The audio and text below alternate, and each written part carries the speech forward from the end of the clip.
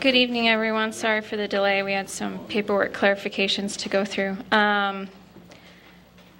But we are ready to get started here. This is the Zoning Board of Appeals of the City of Evanston. The zoning ordinance empowers this board to hear references from the City Council, applications for variances and special uses, and appeals from the decisions of the zoning administrator. Depending on the type of matter, we will either make a final determination or send a recommendation to the City Council. I'm Lori Summers, the current chair. Present here with me tonight are board members Mary Beth Burns, Beth McLennan, and Andrew Gallimore. We therefore have a quorum.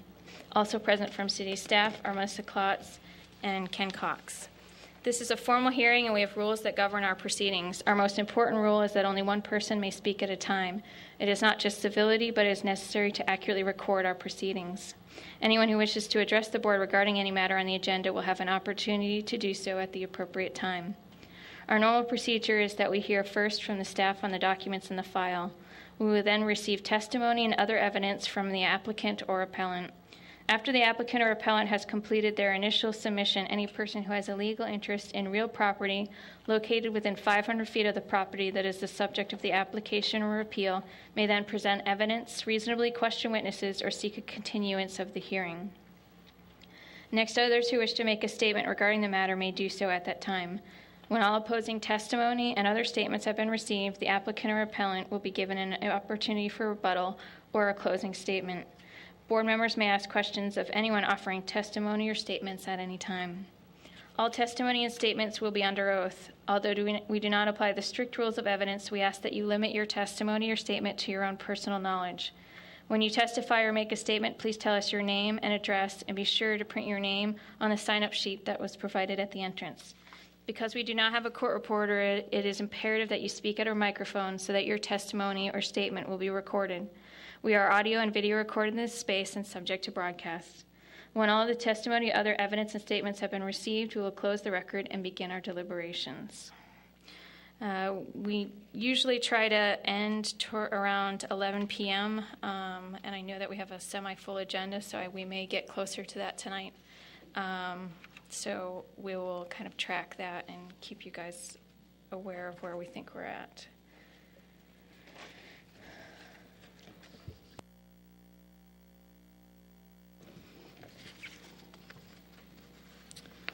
Our first order of business this evening is approval of the meeting minutes from our regularly scheduled meeting on February 19th. Were there any comments or adjustments from that?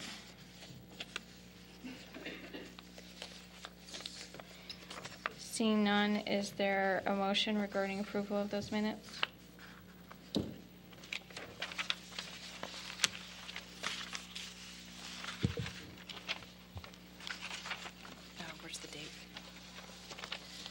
I move that the minutes from the meeting on Tuesday, February 19th be approved. And second that. Moved and seconded. All those in favor, please say aye. Aye. Aye.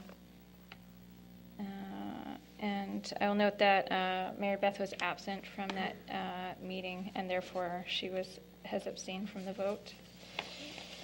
So those minutes are approved, and we are moving on to our next item on the agenda, which is a matter of old business of 3201 Hartzell Street, which is back to us after an initial hearing. And I am going to ask you guys to refresh my memory. Were you guys all here on the initial? I was here. You were here? You were here. For this one? Yeah. Really? I think you were here. I don't think you were here. Maybe I just, I watched the video. I'm sorry. Oh, okay. I watched the video. I felt like I was here. Okay. Then, for the record, we will note that you have watched the video and are up to date on the record regarding this case. Okay. Thank you. Yes. And Beth, I do recall you were here, though, as well. I was here. Okay, great. So now, having covered those bases, I do know that there have been revisions to the original submittal, so I think that's going to be the best place for us to start tonight, is to try to summarize what those revisions are and where we stand right now. So if I could grab you guys to do that. And I would remind everybody that was previously sworn in that you are still sworn in, carrying over till tonight's meeting. And if we get into any other testimony from other members of the public, we will swear them in as that becomes applicable. So, go ahead. Restate my name, David Alaco. Yes, I'm the please. Thank you. homeowner. Vince, can you pass that out? Yeah. Sure. So, as you said, Ms. Summers, we did make revisions to the plans, and I just prepared some notes for everyone about what we did and why we did it. That will be helpful to organize what I'm going to say.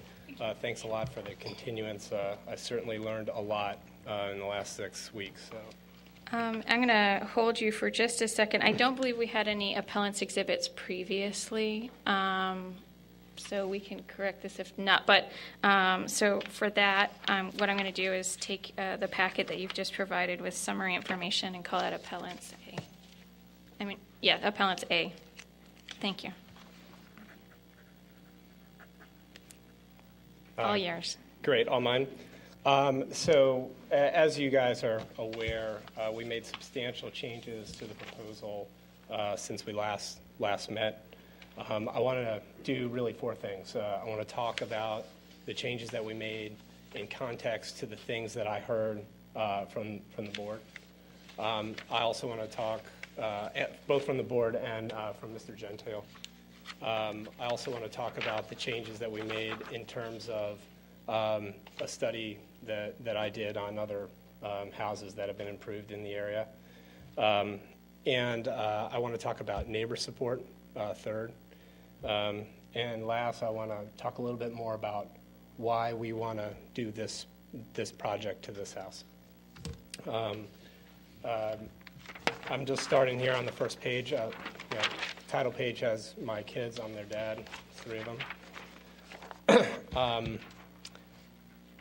If I just want to summarize what I heard from the board last 6 weeks ago, I heard 2 big things. I heard about concern about the bulk of the project, and I heard a concern about the overall number of variances. They were minor variances, but the number of them.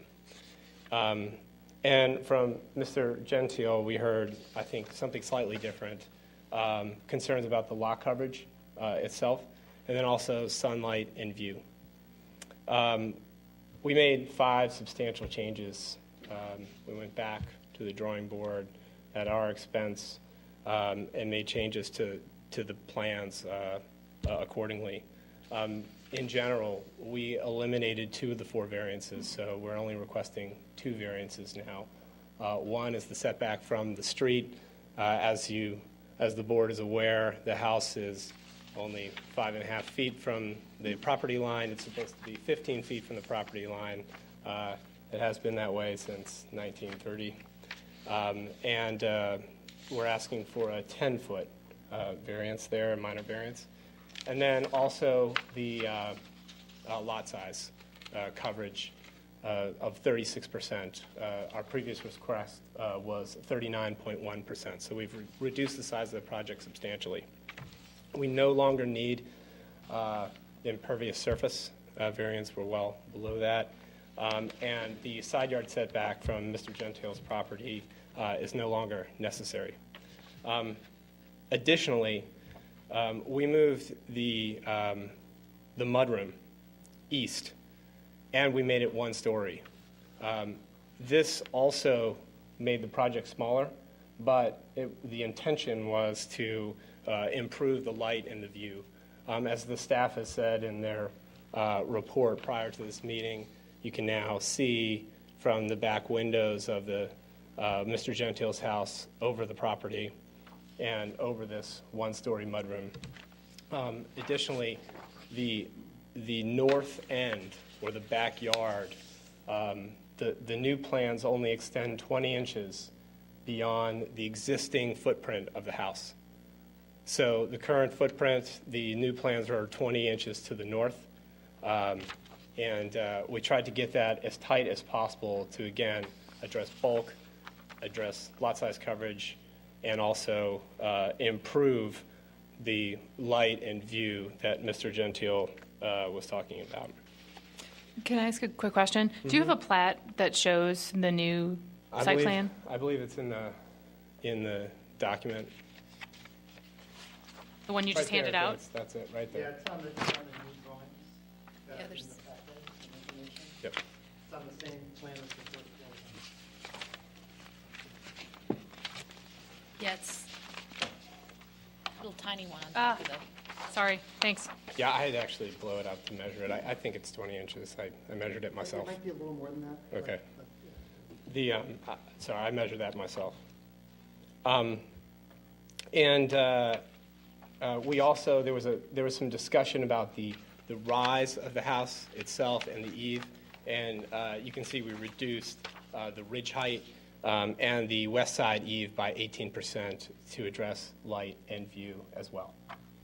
The project is no longer precisely what we wanted or what we intended, but we're still very excited about it, and we believe it meets the needs of our growing family.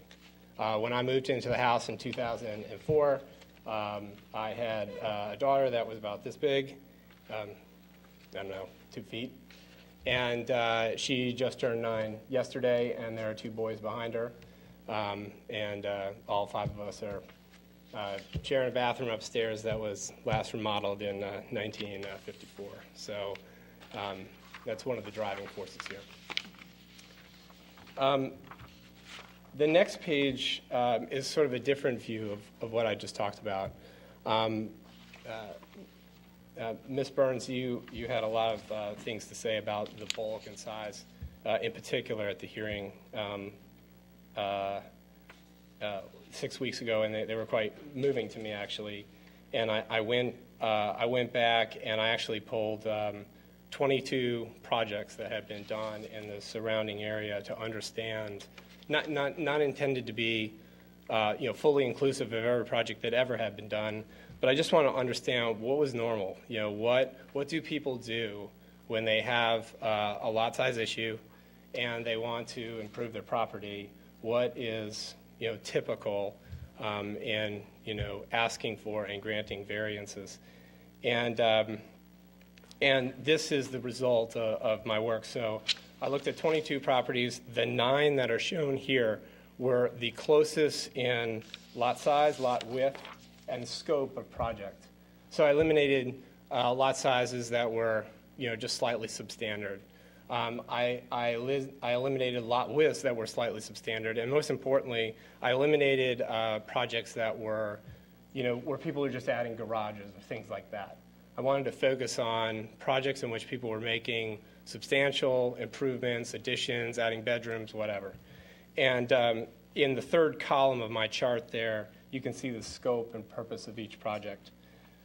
Next to that, the lot width, lot area, the building lot coverage. All of these projects required a building lot coverage variance, and then additional variances that they required. And then in the last column, the column to the far right, a count of total variances. And what I found about the project that my wife Nina and I had proposed is it was within the limits of what had been approved by this board in the past, but it was on the high end, absolutely. So, along with the things that I heard from the board as well as from Mr. Gentile, we backed the project down. The building lot coverage variance that we're looking for now is within 1 standard deviation of the mean of these 9, and the side yard setback is the same. Also, as I stated before, we went from 4 variances to 2, which is below the average of 3 of these projects. Can I ask a question about the data that you gathered? Yep. So these 9 projects that are the most similar, in what time frame were those granted? It's there in the top left. It's 2002 to 2012, Okay. and most of them were in the last 5 or 6 years. Okay. I think there was one that was pretty old. Not that it's particularly applicable to this, but I'm just curious, since you did all the research and it applies to future conversations. Do you recall if the 6 was minor variations or a minor variation? Like the ones that are extreme, like 5 and 6, do you recall if they were minor variation scenarios? Oh, at number 6, 1, 2, 3, 4, 5. No, not number No, 6, the sorry. one with 6 like variants. where- You're asking about 2404 Hastings and yeah, 2741 Marcy? Yeah. Oh, I Just don't know. curious. Don't know. I Okay, don't- all right. I don't That's fine. remember. I just wasn't sure if you happened to notice because it sounds like there's a conversation. I saw very few that were major. Just the building lot cut. The ones that I saw that had major variances were really small lots, and people were adding garages, and they kind of threw the numbers way off. Most of these were minor variances, I think, but I don't. No, really thank you. remember. I know at a point it adds some interesting conversation points, certainly. Last point I wanted to make is neighborhood support. I have another page that has a list of every person that has written a letter to Ms. Klotz on supporting this project. On the left side are folks from my block, the 3200 block of Hartselle. The middle is folks that are either directly behind us on Park Place through the alley or, in sort of the surrounding houses across the street. And then on the far right, some community leaders. These folks are all important because, or 4 out of the 5 of them are important because either my wife Nina or myself volunteer at these places as a result of our participation in the community and our children. I feel like I have overwhelming neighborhood support in just around our house for this project. A lot of folks have said, "Oh yeah, we really like people improving their houses. It raises the property value for everyone. It beautifies the neighborhood. These are old houses; they need to be maintained." And I'm appreciative of those comments. A lot of the folks have actually come, not only written letters, but come in person. And they've taken their time tonight, as you have, to support this project.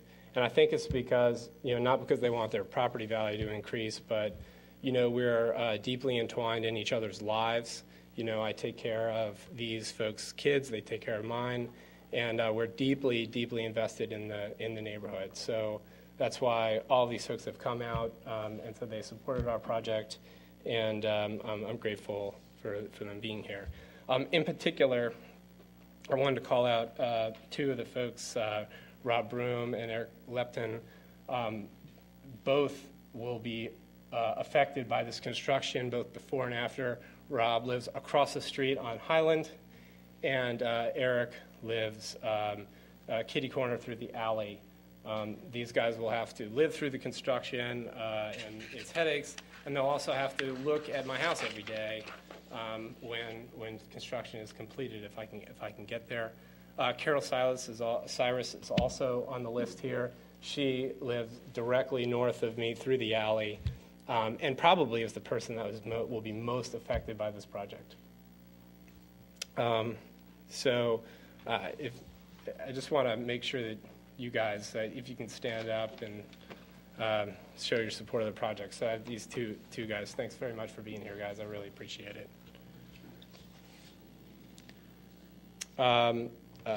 In conclusion, I appreciated the hearing 6 weeks ago. You might not have thought that I did, but I really did. I've learned a lot. And I'm really excited about this project. I'm excited for the neighborhood support. Michael, I'm really sorry that you are not happy about this project. I truly am. And I feel like I surprised you with it, and that's my fault, and I'm sorry about that. And also, Nina's not here tonight, my wife. She's home babysitting the kids. But I think she's also not here because, she's afraid that she's going to yell at you again. But I'm very sorry for that as well. She feels like her kids are being threatened, and that's how mothers act when their kids are being threatened. So I apologize. I think that's all I had to say about this. I appreciate you guys listening. And I think if anyone else wants to comment, they can do so. Okay. Before we get to Mr. Gentile and Mr. Smith, I have a little bit of housework that might be more for Mr. Weber, actually, because I've got conflicting numbers here in terms of where we're at, and staff thinks that you might have done your own numbers, so I'm hoping that you can help clarify me in terms of where we're actually at, both for In terms of? in terms of the building lot coverage and the impervious surface. Do you have those numbers with you tonight at all? When I forwarded our updated drawings and design to Melissa, they went through an entire zoning analysis on their own. And so my numbers didn't completely jive with theirs, but I have been going by their numbers. Are they close? They're probably within 100 Do square you feet. have them at all, actually? Yeah, I mean, because some of the numbers are I don't yeah, have right the in lot front of me, coverage and and so impervious surface, we definitely have eliminated the side yard setback and the impervious surface. So we I mean, definitely, yeah, the side yard setback is a little bit easier to understand and confirm. No, but I'm not sure if what the zoning department counts as the front stoop as part of the lot coverage and things like that. So that's where I was a little bit confused. But based on how I would have calculated the lot coverage, we went to about 37.2%. can you give me what you do? You have what you have? Like do you have actual numbers? 1,850 square feet with the 400 square foot garage. Is your current, Correct. and that's your lot coverage number? Okay. And that's your building lot coverage, sorry. Correct. The impervious surface, if you just do the math of the difference between last time and this time, obviously the impervious surface goes down the same amount. So 2% less roughly is? You didn't change the garage, though, between No. last time and this time? No, that's the minimum 2-car garage.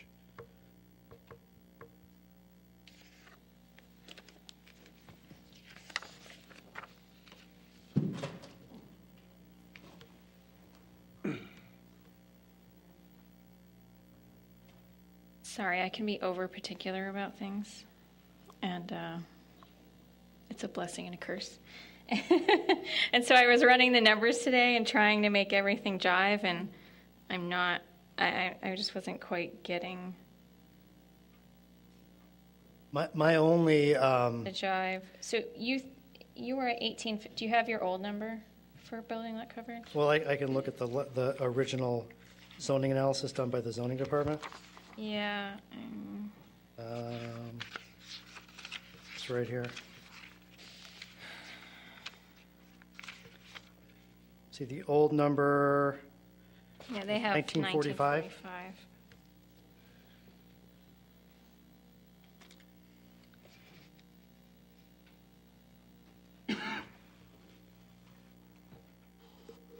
Did you? I guess I just for my sake I just ran the numbers, not including like looking at the decks or looking at even the entire lot. I just was looking at the square, I just was looking at the square of, like, say, the original plan at 22 by 25. Like, I multiplied that out, and maybe I multiplied more wrong. I'm just trying to make sure that I know that we're good on impervious surface. yeah, we're definitely well under impervious And- surface.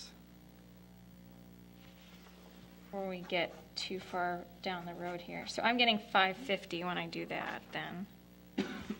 And when I multiply 19.33 times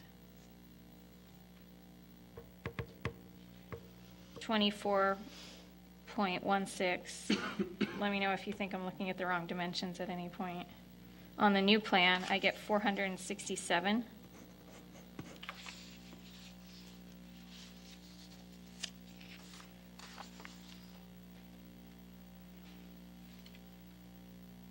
And then we have 6.5 times 11 for the mudroom of 71.5.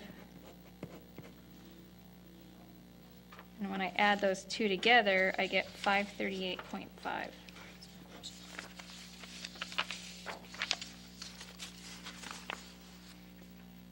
So, I don't understand the question. so if I do the old square, I get 550, and if I do the new square plus the mudroom, I get 538.5. And I'm just trying to figure out where my math is going wrong.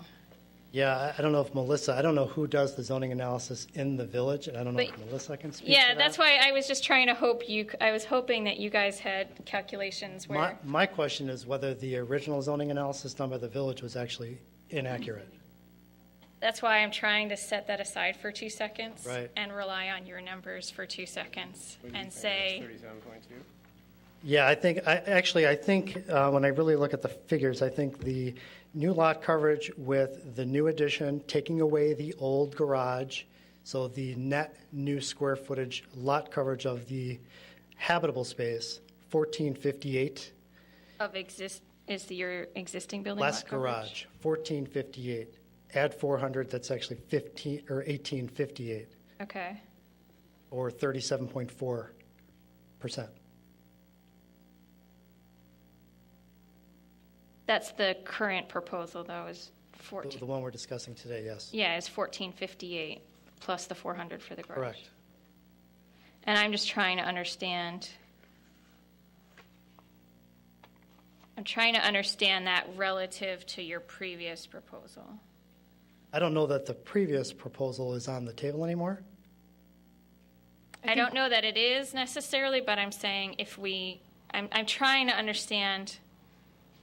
I'm not getting the square footage differential. My math isn't adding up. When we look at the old proposal, just on a first floor square footage basis, Yeah. it's 550 square feet. When we do the math for the second proposal, it's 537. So it seems like you've only reduced it 12 square feet. I think the problem is if you look at the new zoning analysis done by the village, and if you were to look at building lot coverage existing, it says 1247.8. You see that there? Okay. But then if you go to the previous zoning analysis done by the village, it says 1429.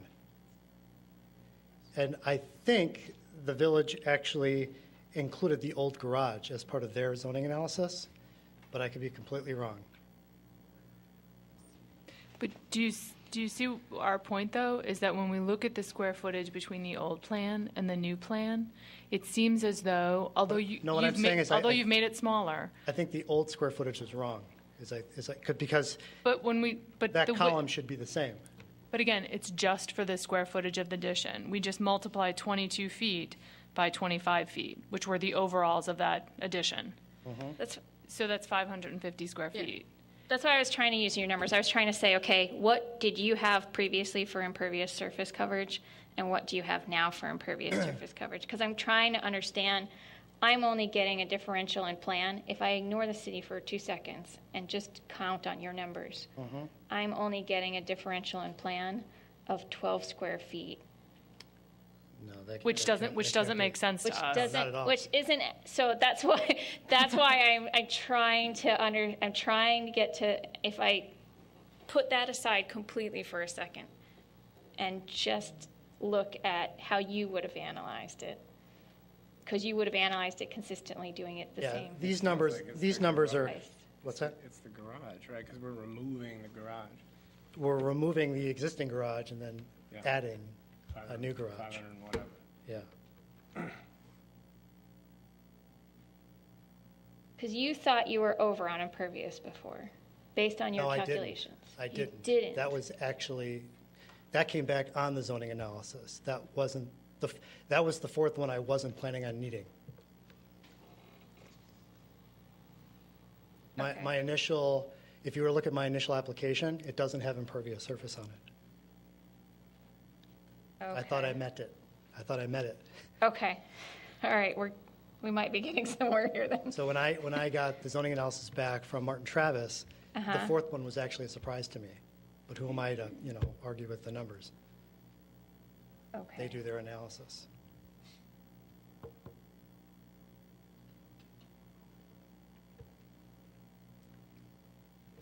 So how do we feel about the 36% being actual building coverage being a true and real number? I don't.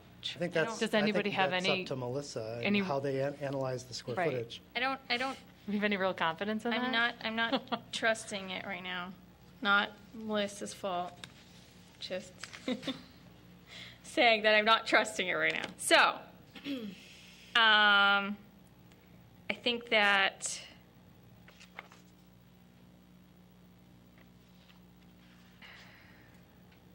I think that the true number is probably somewhere between his 1850 and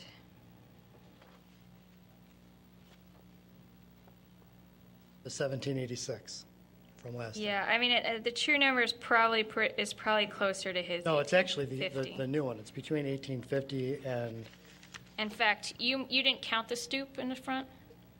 no. Okay, so it's actually probably a little bit above 1850 because they would have counted the No, stoop. that's not correct. I think I did count the stoop, because that does count as lot coverage and impervious. Okay. Or does it? Does the stoop count, Melissa? It definitely counts in impervious. I don't think it counts in building lot counts as coverage. building lot coverage But it either. counts as impervious. It's in one, not in the other. Correct. And any front walkway would have been part of Sure, impervious, and back walkway from the but garage. not part of building lot coverage. Correct. This seems like a fairly critical so piece I of think information. 1850 is probably. I'm gonna just say that I think that's probably. I mean, we can't rely on it 100% because it's not by staff, but I'm gonna say that I think that's probably closer to what we're actually talking about. As being the total lot coverage? Building lot coverage. So Building lot coverage? if I could just mention on the record, I mean, I sent an email to the city with the new plan, PDFs of the new plan, and what I thought were the square footages. Those are the numbers I explained to you.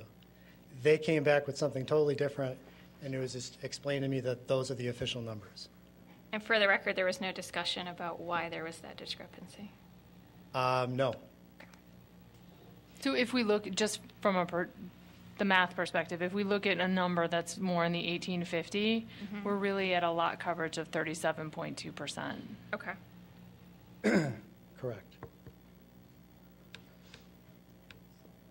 A lot of Still this is within your housekeeping. I mean, in any sort of decision that we make, we Sure. have to be able to define things very specifically. No, I And understand. So it's difficult if we don't have a number that we're confident is accurate, because then it's Is there any difficult to- comment from the zoning board that can go on the record to maybe We- corroborate the difference? We can get closer to our intent and then rely on the drawings and have the drawings double checked following the meeting. It's just for the purposes of discussion in terms of everybody else and our deliberation. I want to make sure that we're in the ballpark at least. You know what I mean? Ms. Summers, I have a question as well. At the end of the day, who calls the numbers? I mean, City does. okay. Yeah. So right now, the numbers that we have are what it is, and they're in question by you guys to the tune of a percent. For percent, instance, 1.2%. I'm not going to presume any actions, but I wouldn't want us to go forward and say, okay, you have 36%, and then have somebody go do a permit review in 2 months and be like, Oh, wait, it's not, it's, 37.2. Right. yeah. And neither- So neither would I. it's No, for no. everybody's Sure. benefit that I'm just trying to get to Yep. the bottom line. Great. So, okay. The only thing that doesn't put me, I feel like I'm comfortable with where building lot coverage probably is close to. The only thing it doesn't tell me 100% is impervious surface. I think But there- I think- you believe you were below before, and you've reduced it some. Right, It's the same ratio. right. The city, I think, said we were over 17 square feet last time. At least, yeah, according to the previous So based on the previous- calculation. Right.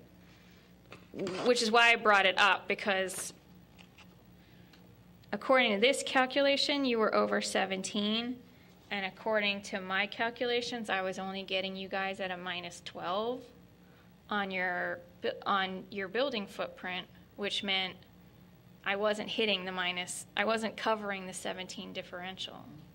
So, Yeah, I think and I'm totally speculating, obviously, but I guess what I'm saying is, yeah, so we still have to, we'll have to discuss that and address that, but and I still think it goes back as we go full circle, and I know we didn't want to address it. Mm-hmm. The existing square footage this time being labeled as 1247.8, and the existing square footage from last time labeled much higher than that. Mm-hmm. At, I gotta find the page, so, 14.29, 1429 rather. okay.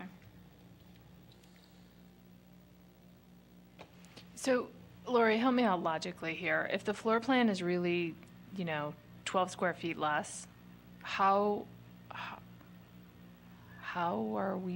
is there a move down from 39 to 36?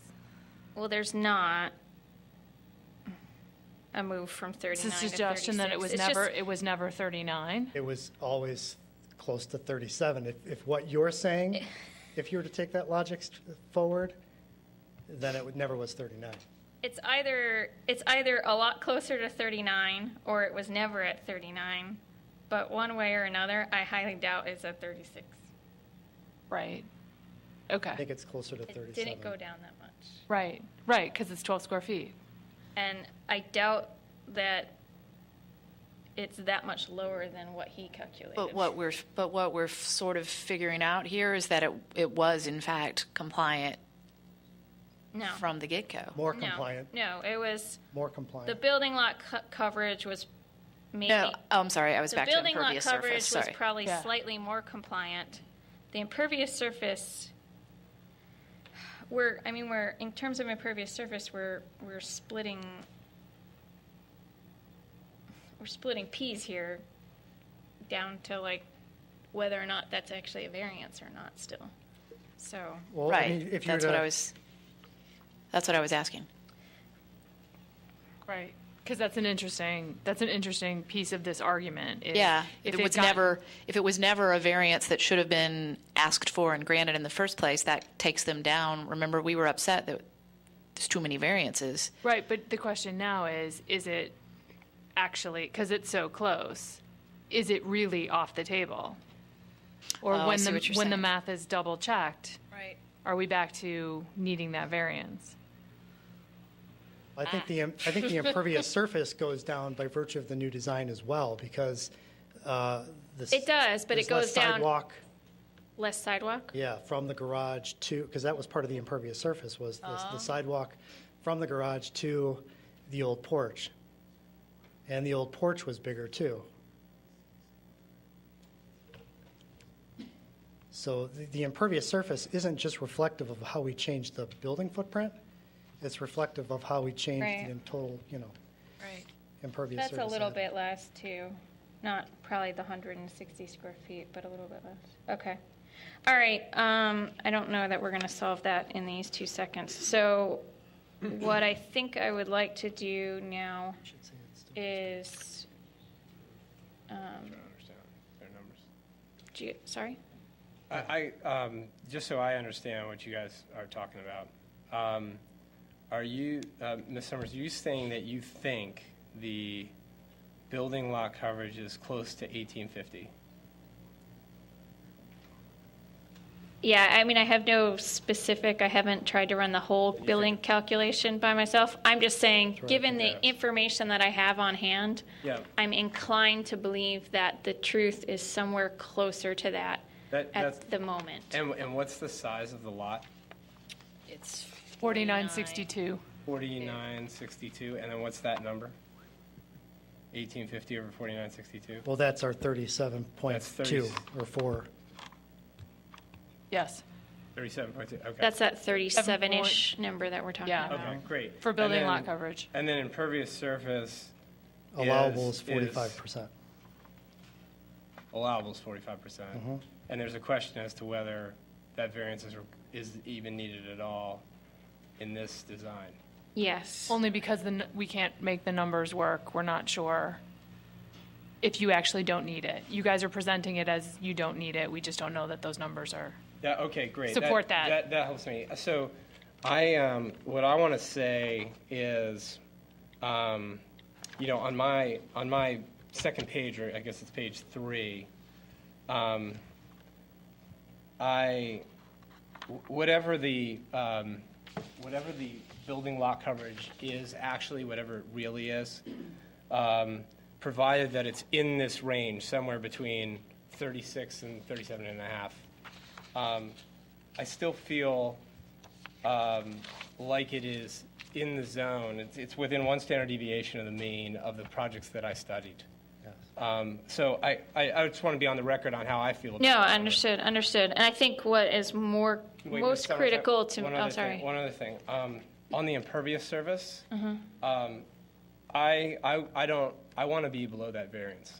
I want to be at 2. I heard what you guys said. Mm-hmm. I want to be at 2. So if we have to move 10 feet or something, whatever.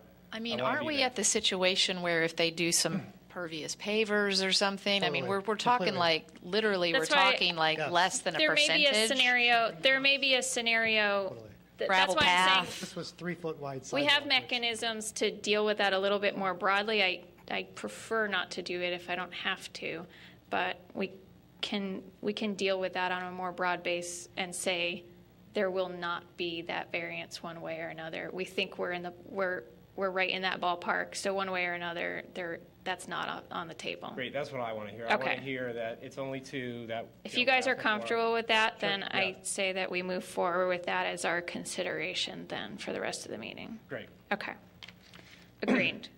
And we'll kind of work around the mechanisms of how to address that then later. All right. What I'm going to do now, thank you so much. I'm sorry to bother you with my nitpicking, but No, I appreciate it. if I could then, I am presuming that Mr. Gentile and Mr. Smith have had a chance to look at the proposal and hear the testimony. And if you had any further information, I'd like to offer you that opportunity at this time.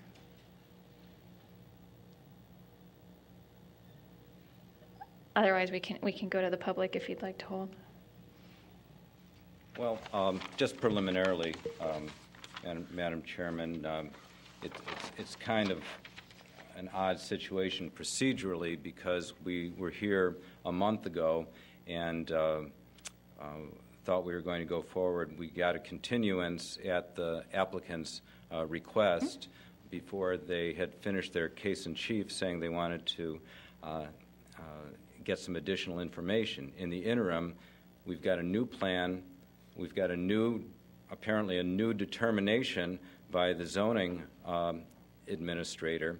We're here technically on an appeal of a decision that now appears to be moot because the plan's been changed. So it's a mixed blessing. The change is a mixed blessing, I guess, because there are some slight reductions. At the same time, I was, and Mr. Alaka was kind enough to, about 2 weeks ago, send me a list of the 22 cases, in fact, to send the 22 cases that he had referred to. which adds up, however, to about 300 pages of reading. And so that was an unanticipated novel of PDFs that I had to slog through. And then we've got a new plan on top of that. Just for the record, my math comes up pretty much the same as I don't see how it can be less than 1850 lot coverage, because if you look at the new site plan, the house is fitting within roughly a 60 by 30 box, and then there's some subtractions from that. So you take away from the 1800, it looks maybe you're taking away 300, 350 feet, but then you have to add back on a 400-foot garage, and it seems to me that it's probably closer to 1900 certainly than to 1700. So the 37% changes things.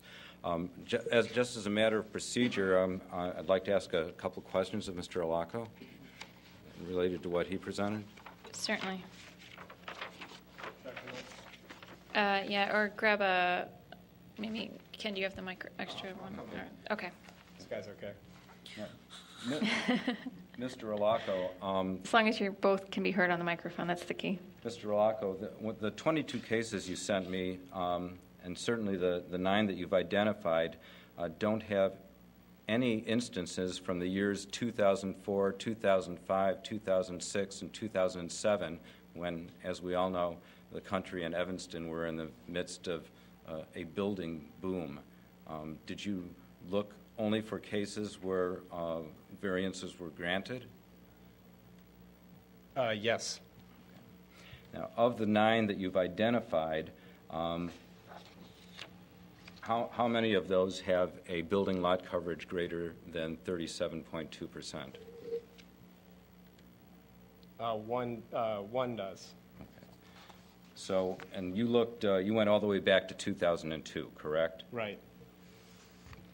Now, the Mr. Broom that you identified here, and I don't know if we've ever met, sir, is this the Mr. Broom who led the drive against the VRAD AT&T boxes, specifically the one at Highland? Is this relevant to what we're Well, it is, Your Honor, considering? or Madam Chairman, because it'll go to the question of property value and impact on neighborhood.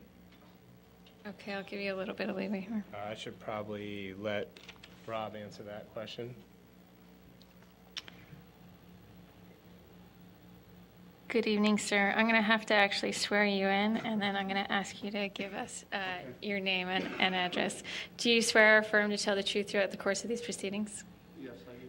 Thank you, sir. And if you could just pull up your microphone as you speak and give us your name and address. My name's Robert Broom, 2627 Highland Avenue, Evanston.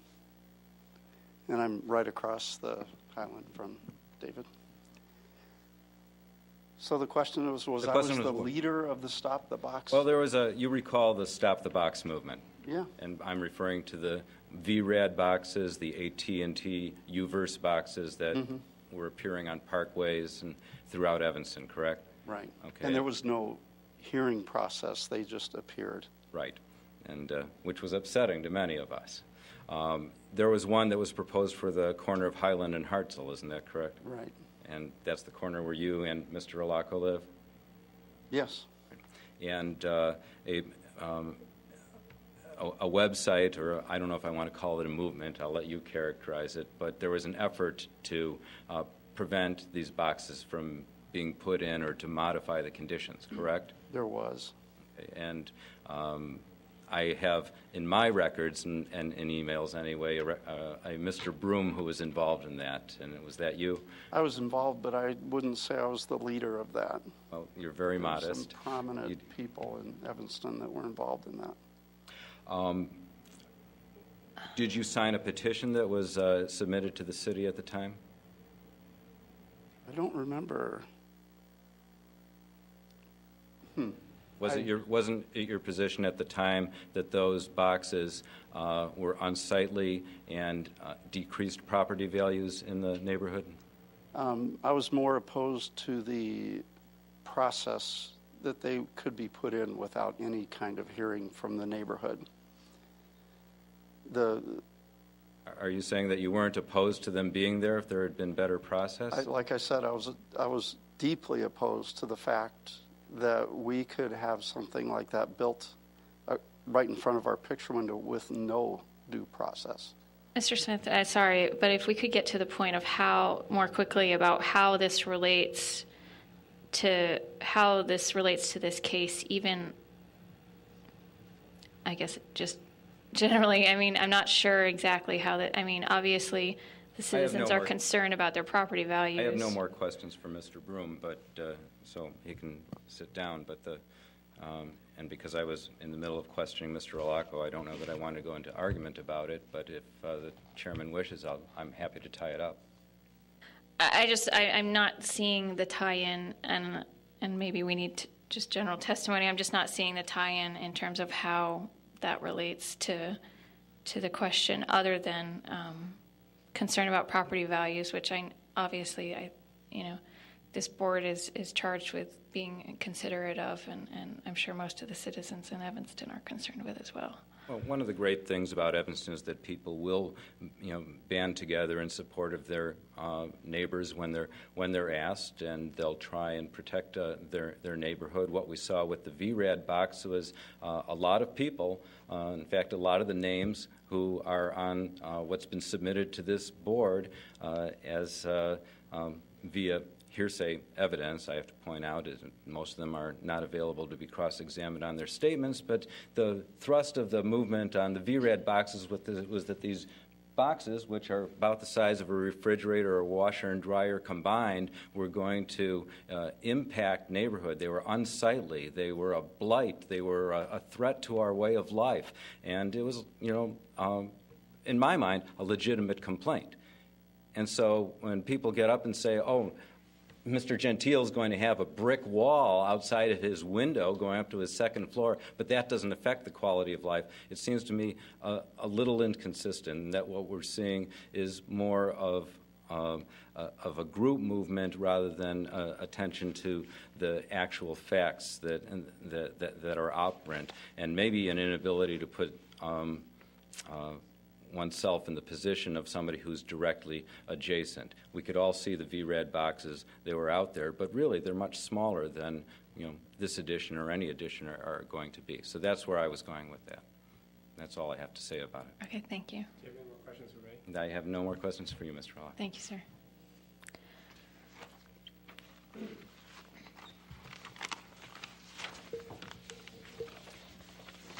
I have a few questions for my client. Please. Good evening, Mr. Gentile. Gentile, you're still sworn as you were last time. Have you had an opportunity to take a look at the new plans that have been submitted? Yes. And do they have any significant change in your objections to the plan? No, I appreciate them taking the effort of coming down, but the change is so insignificant it's immaterial to what my enjoyment of the backyard would be and my property value. Those two things still hold true with them coming down slightly on the square footage. Mr. Gentile, I'm going to show you this photograph and ask if that fairly and accurately represents the view of your house from Hartzell Street. Yes, it does. And is that the applicant's house to the right and the... My house here. So you're already in between two taller, larger houses? Yes. And have you had a chance to look at the lot sizes on the block of other properties? Not specifically, but from history I know that the Alocos, mine, and one other are the smallest ones on the block. And is, in fact, yours the smallest lot on the block? I don't know. Okay. We'll submit this as our exhibit. No, Mr. Smith, I don't believe you had exhibits previously either, correct? Okay. So we're going to go with applicant's A on this one.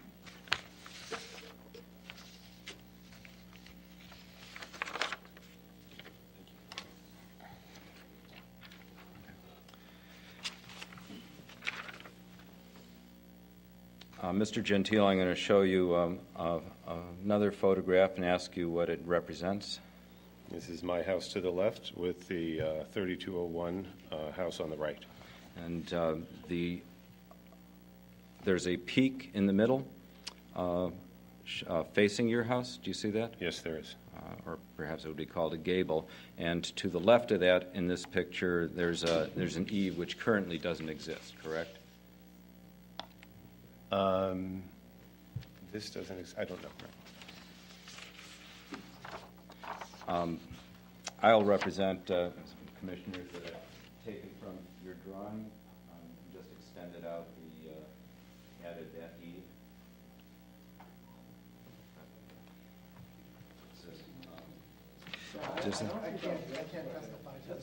Okay. I'm not asking you to testify to the accuracy of it. Does this fairly and accurately represent the amount of shade that is cast by the applicant's building? Yes. Right. Okay. I'll submit this as well. I'll represent that this eave is the one in the center that I'm talking about. Was photoshopped in to represent what the difference would be between that and otherwise that would be sky. Okay. And from that angle. Actually, Mr. Smith, did you take these images, or did Mr. Gentile? I don't know that it's relevant, but I took them. Okay. And aside from your note with respect to the Photoshop of the rear eave, the rest of the images accurately represent the property at that time? That's what he testified. They haven't been altered in any way. Sorry. It'll be applicants B.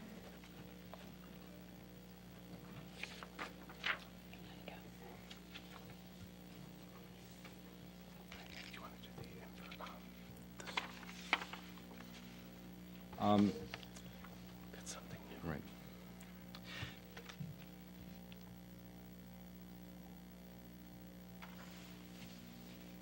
Mr. Gentile, have you had discussions with the city about the water runoff with respect to these properties? I had a brief conversation yesterday with Ms. Klotz, and just mentioned that there was a plot, the backyard, then my yard is sloping towards 3201, and it had to be that way because of the runoff. So a couple of weeks ago, when we had that heavy rain, it was the weekend, and I was just looking out, and the water was already pooling in the alleyway. And it got me thinking, what's going to happen when there are two more huge slabs next door to me? And I know they're saying that they meet the impervious surface. I'm not saying that's right or wrong until we actually look at the figures, but it does beg the question of if the slope is there for a reason, and it has to be according to the city, and it's already pooling, what are two increased slabs next door going to mean for that, runoff, if you will? Along Hartzell Street at that point in Evanston, the slope is generally from the west down to the east? Correct.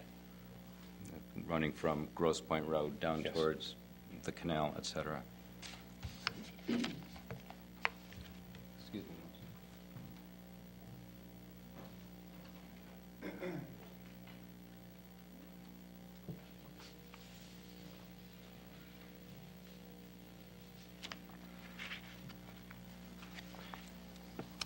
Have you had a chance to look at the elevations that were submitted along with the revised plan by the applicant?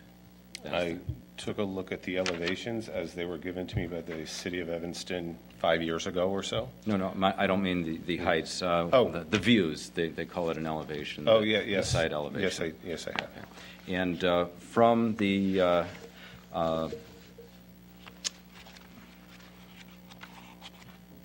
did we not submit photographs last time? I thought we had. Maybe we didn't submit them as exhibits. We should. You didn't submit them. I don't know that you submitted them as exhibits. They were part of the packet, part of your Part of the objection? part of your original objection, and therefore part of the packet, and not an exhibit within the an exhibit within the hearing. Okay. I'm going to show you, Mr. Gentile, a photograph, and is this a photograph that you took? It is. Okay, and what is seen in this photograph? Where's the view from? The view is from my house, looking east over 3201's back porch and west elevation, if you will. I look out into bushes, Highland Avenue, slightly view of the Bruns house, a vine, and a red house in the distance, and trees and sky. And that's what we're seeing at the bottom of this picture is the porch that you've previously testified is a glassed-in porch? Yes, glassed in. And have you had a chance to take a look at the plans, the revised plans that the applicant has submitted to see what the view would be out this window? Yes. And what would the view be? A brick wall. Submit this. That one of our, I guess I'll just take it for record. Anyways, it's applicant C. For clarity.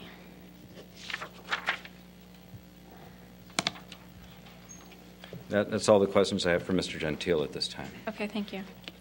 You have another witness called Bonnie Wilson.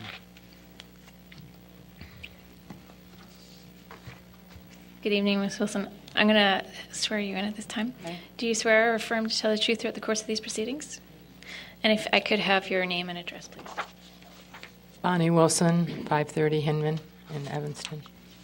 Thank you. Ms. Wilson, you're long experienced in the real estate business, isn't that correct? That's correct. Okay. How long have you been practicing? 28 years. And is most of that concentrated in the Evanston area? Yes. And do you hold any other position besides that of a real estate broker? Yes, I'm the Evanston Township Assessor.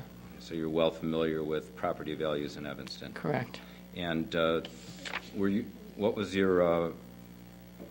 your relationship with Mr. Gentile? I sold him the house 21 years ago. And do you recall what factors motivated him to buy that house? It was bright and sunny, and that's what he was looking for, a house that was very bright. And have you had an opportunity to, in the course of your real estate practice, to form any opinions on the impact of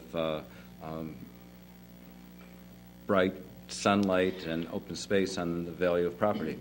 Well, I think what I can say is that if someone had choices of two houses, one that was dark and didn't have a lot of light, and one that had a lot of light and nothing was in the way of the windows, and there was trees to look at, obviously they would choose the one that was brighter, had more trees to see, and more landscaping than the one that was dark with the wall in front of the windows. And that's based on your general experience over the years? Yes, and in fact, I even spoke to several realtors in my office today and said, what about does bright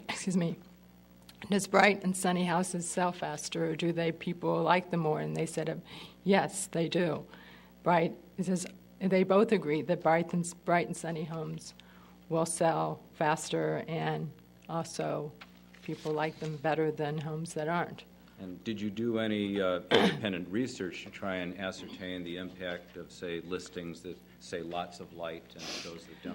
I actually did go into the multiple listing service and found that homes that had the words bright, had the words sunny, and had the words lots of light seemed to sell more quickly or faster and were sold for more money than homes that did not. And I have information. I mean, there was some variance, but it seems to me that homes that had those categories in the remarks of the listings sold sooner than homes that did not have those names. And I went and I did the sale price, the same sale price for ones that did not, and the same time frame of a year, and use the zip code of 60201. So if Mr. Gentile has testified that, in his opinion, suddenly having 20 feet of two-story brick wall plus a roof, where now he's looking out over a glassed-in porch, would negatively impact the value of his property. Do you have any reason to disagree with that? No, I don't disagree with that. Do you agree with that? Well, I agree. Yeah, I do agree with that people would not be as excited to buy that house as they would another house that had a better light than that house did. That's all the questions I have. You're welcome. Thanks.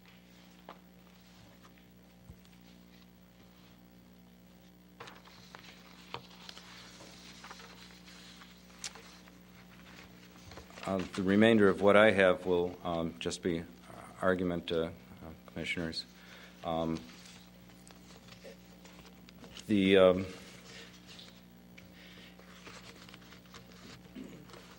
If we wanted to stall, we would ask for more time so that I could go through a decade's worth of zoning cases, and I'm sure there were plenty of applications for variances that were turned down when those applications were flying into the city during 2004, 2005, 2006, 2007. There was an uproar in the city, and in particular in the 6th Ward, about so-called monster houses or McMansions. I think we all know that there were plenty of those that were turned down, but we don't need to go there, and my client certainly doesn't want to delay anything or cause unnecessary cost by delay. The list that Mr. Alaco himself has submitted shows only one property in his decade worth of research that has a higher amount of lot coverage. So it's really almost unprecedented. Not that other cases do constitute precedent, because every case has to stand on its own with respect to standards, but it really is one of the highest. I took a look at some of the public records and looked at every single house in the 3100 and the 3200 blocks of Hartzell, and what you'll find is that because the assessor lists the square footage of a house excluding a garage, and then you can tell whether the garage is 1, 2, or 1.5. That's also listed. You add those in, and you'll see that over and over and over again, they're coming in at around 25% of lot coverage in the area. And I can give you a list of all the lots on the 31 and 3200 block that are less than 6,300 square feet, and not a single one of them comes near 37% lot coverage. In fact, only one of them is even, two of them are over 30% at all. And many of them are worth more than the current assessed value of Mr. Alaco's house. So you don't need to have an extraordinary amount of lot coverage in order to live in a nice house and have a good life and raise a family of cherubic-looking little kids and enjoy the support and friendship of your neighbors and your community. You don't need to reduce your yard to a postage stamp-sized piece of lawn in order to do that. People have different options. Now, one of the things that people do is they don't necessarily build a two-car detached garage. You'll find that in many of these smaller cases, and I'll give you the list so that you can follow along. I'm sorry, I only have one. I'm just going to label this applicants D, sorry. A great number of people have either one-car garages or 1.5, or they might have an attached garage. There's a 3,600 square foot house on the 3200 block of Hartzell that doesn't have a garage, and that's how they stayed below 30%, was by not adding that. They've got a big lot, but they wanted a big house, and so they don't have a garage. So there are options. There's different ways of doing things. Ms. Klotz is well aware that we changed the dormer and gable rules in the city of Evanston recently, in part to give some relief to smaller lots. And so, again, that's another option. People can go up. They don't necessarily have to go out.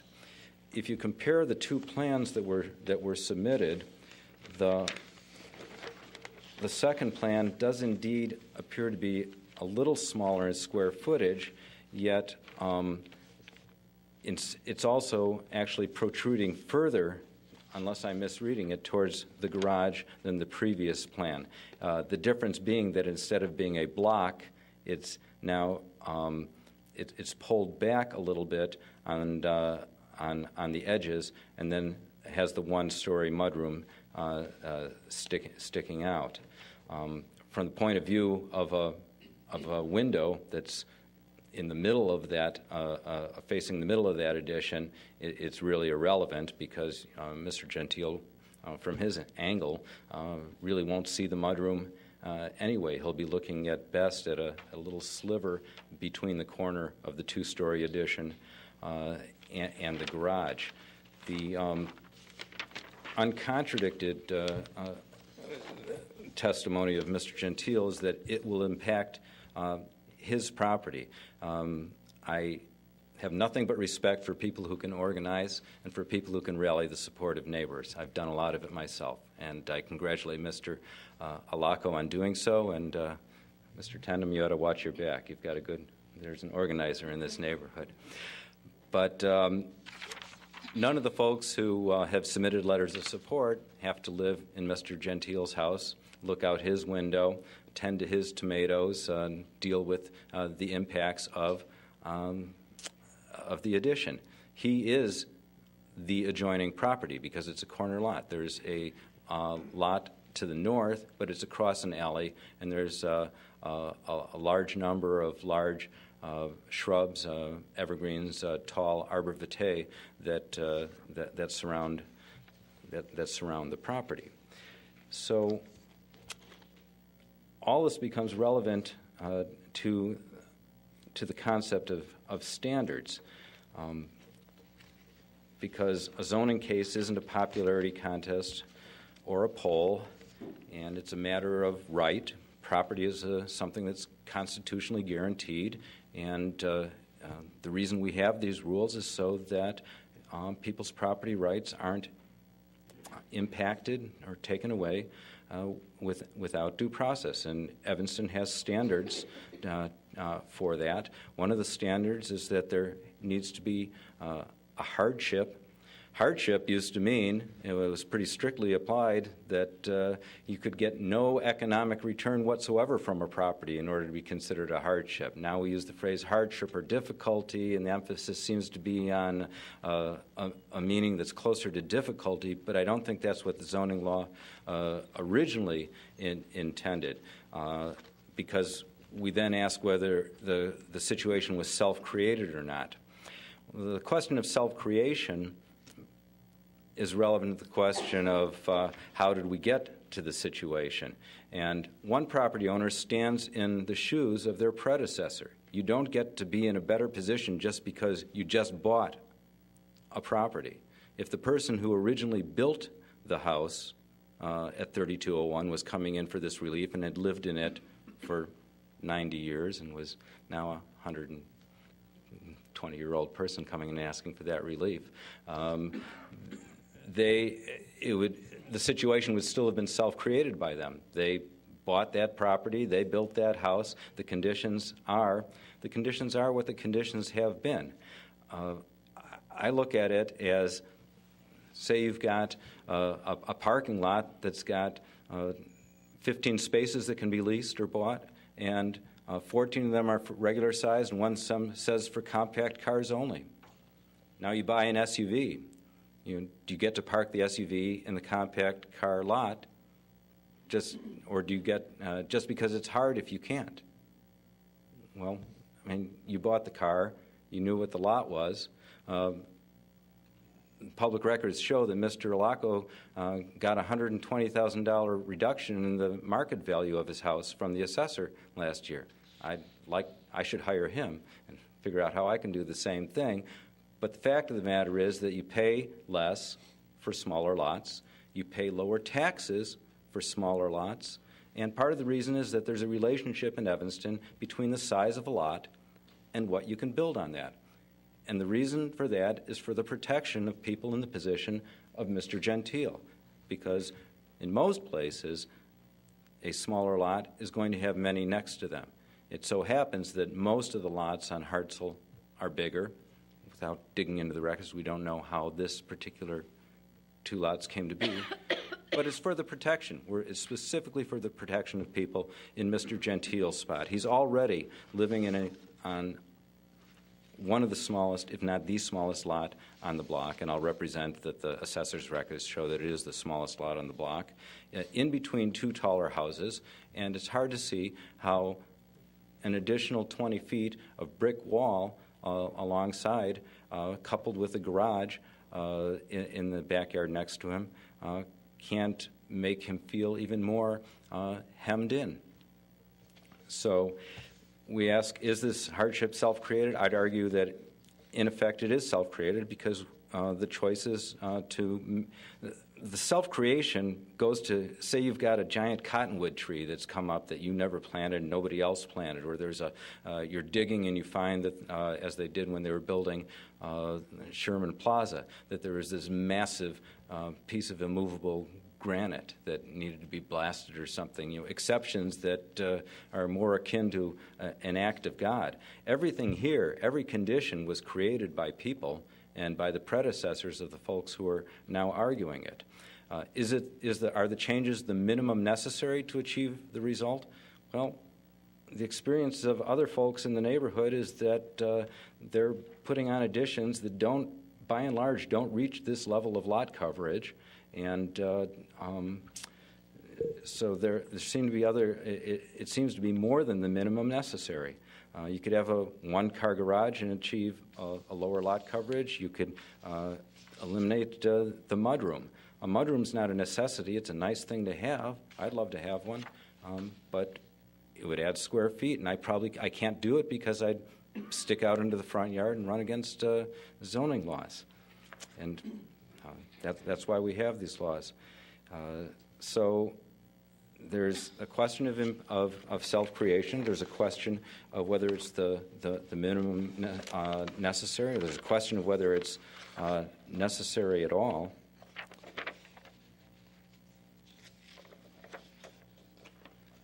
And it's really near the top end of what we allow. Mr. Gentile has tried to be a good neighbor and certainly doesn't want to hurt anybody. The suggestion of threatening anybody is really has no place in this discussion because he's just trying to live where he lives, and he's not the one asking for any change.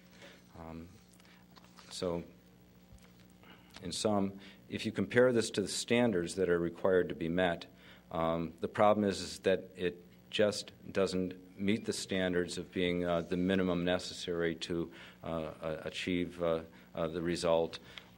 It's a matter of choice.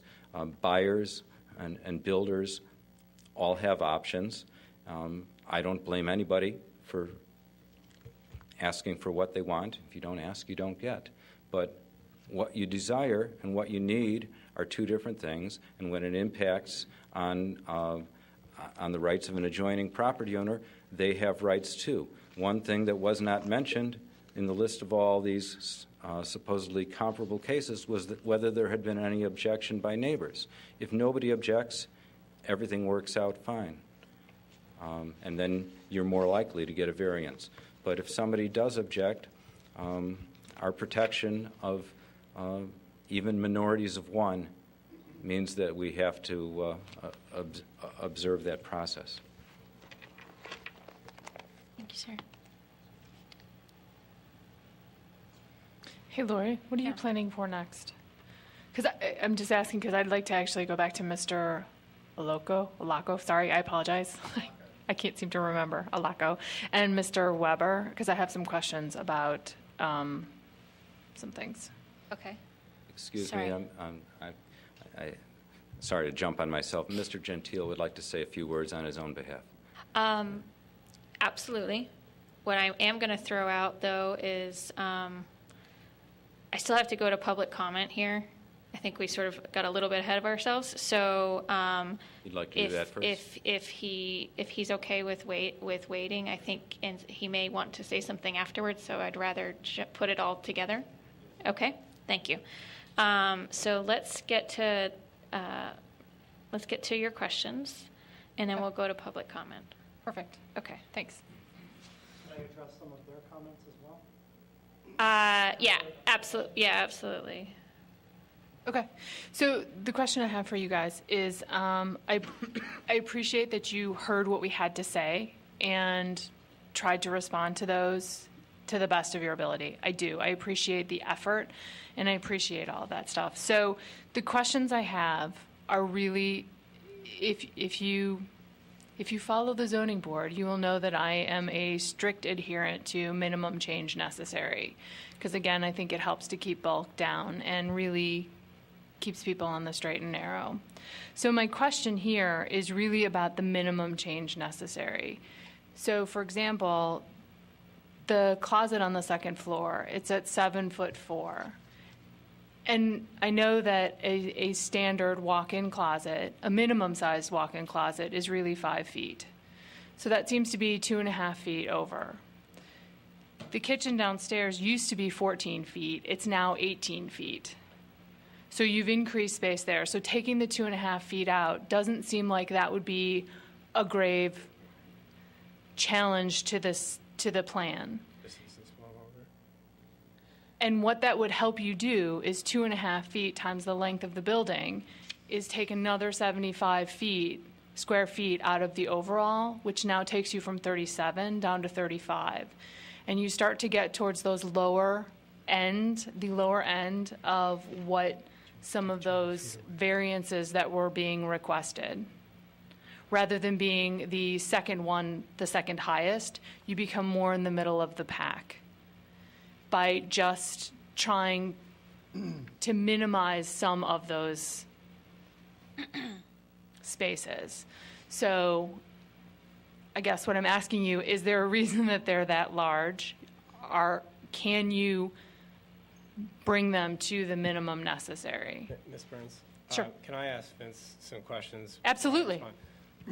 So what happens to this window if we move this wall this way? It would shift accordingly in But the space. does it do anything here? Like, what's this distance This here? space gets narrower, 9.5 feet. Yeah, but why did you make it 9.5 feet? Well, just giving you enough room for a king-size bed, headboard. That's more than enough, I mean, conceivably. So if you lay like that on the bed that way, Mhm. it's Headboard would be actually, here. What, 8 feet? 7, 8 feet. Okay. And then so if you move this way, you're You're saying- not screwing up this window here. No, the whole thing, this window will shift. Yeah. This becomes narrower, your closet becomes narrower, and this whole room becomes Yeah, what narrower. happens here? And wait, Ms.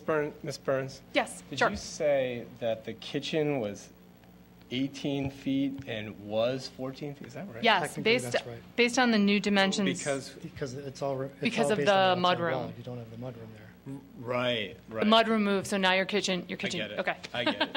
I get it. So does this, what's the deal with this size here? Well, you've got 1810 here, Right. so it would have. And then, So literally this whole thing, including the wall, would shift. And then shift. Ms. Burns? Yeah.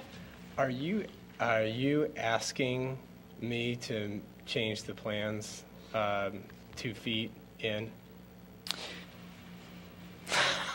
Does that change your opinion? I don't know. She's asking, Burns I think enjoys she's doing that. asking you to justify the need, the minimum, justify, that's not to put words in your mouth, No, but feel free. justify why that is the minimum, why what we're looking at is the minimum as opposed to what she's asking. Okay. Does that make sense? Yes. Okay. So the reason that the bedroom is the width that it is because it had to be, I don't know, say skinnier, can I say that? Depth. Narrower? Narrower.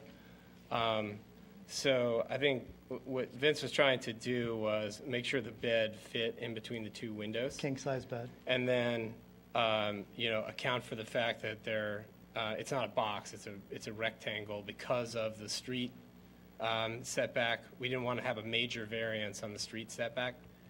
We wanted it to be 10, so that's where that wall has to be. So in your opinion, this is the minimum change necessary for you? No. Okay. Okay? That's where I was So going. You can, this is why it was designed this way, which is what you Okay. asked me. So if you were to say, hey, David, can this wall be 6 inches in or 12 inches in? Right. Of course, right? Of course it can.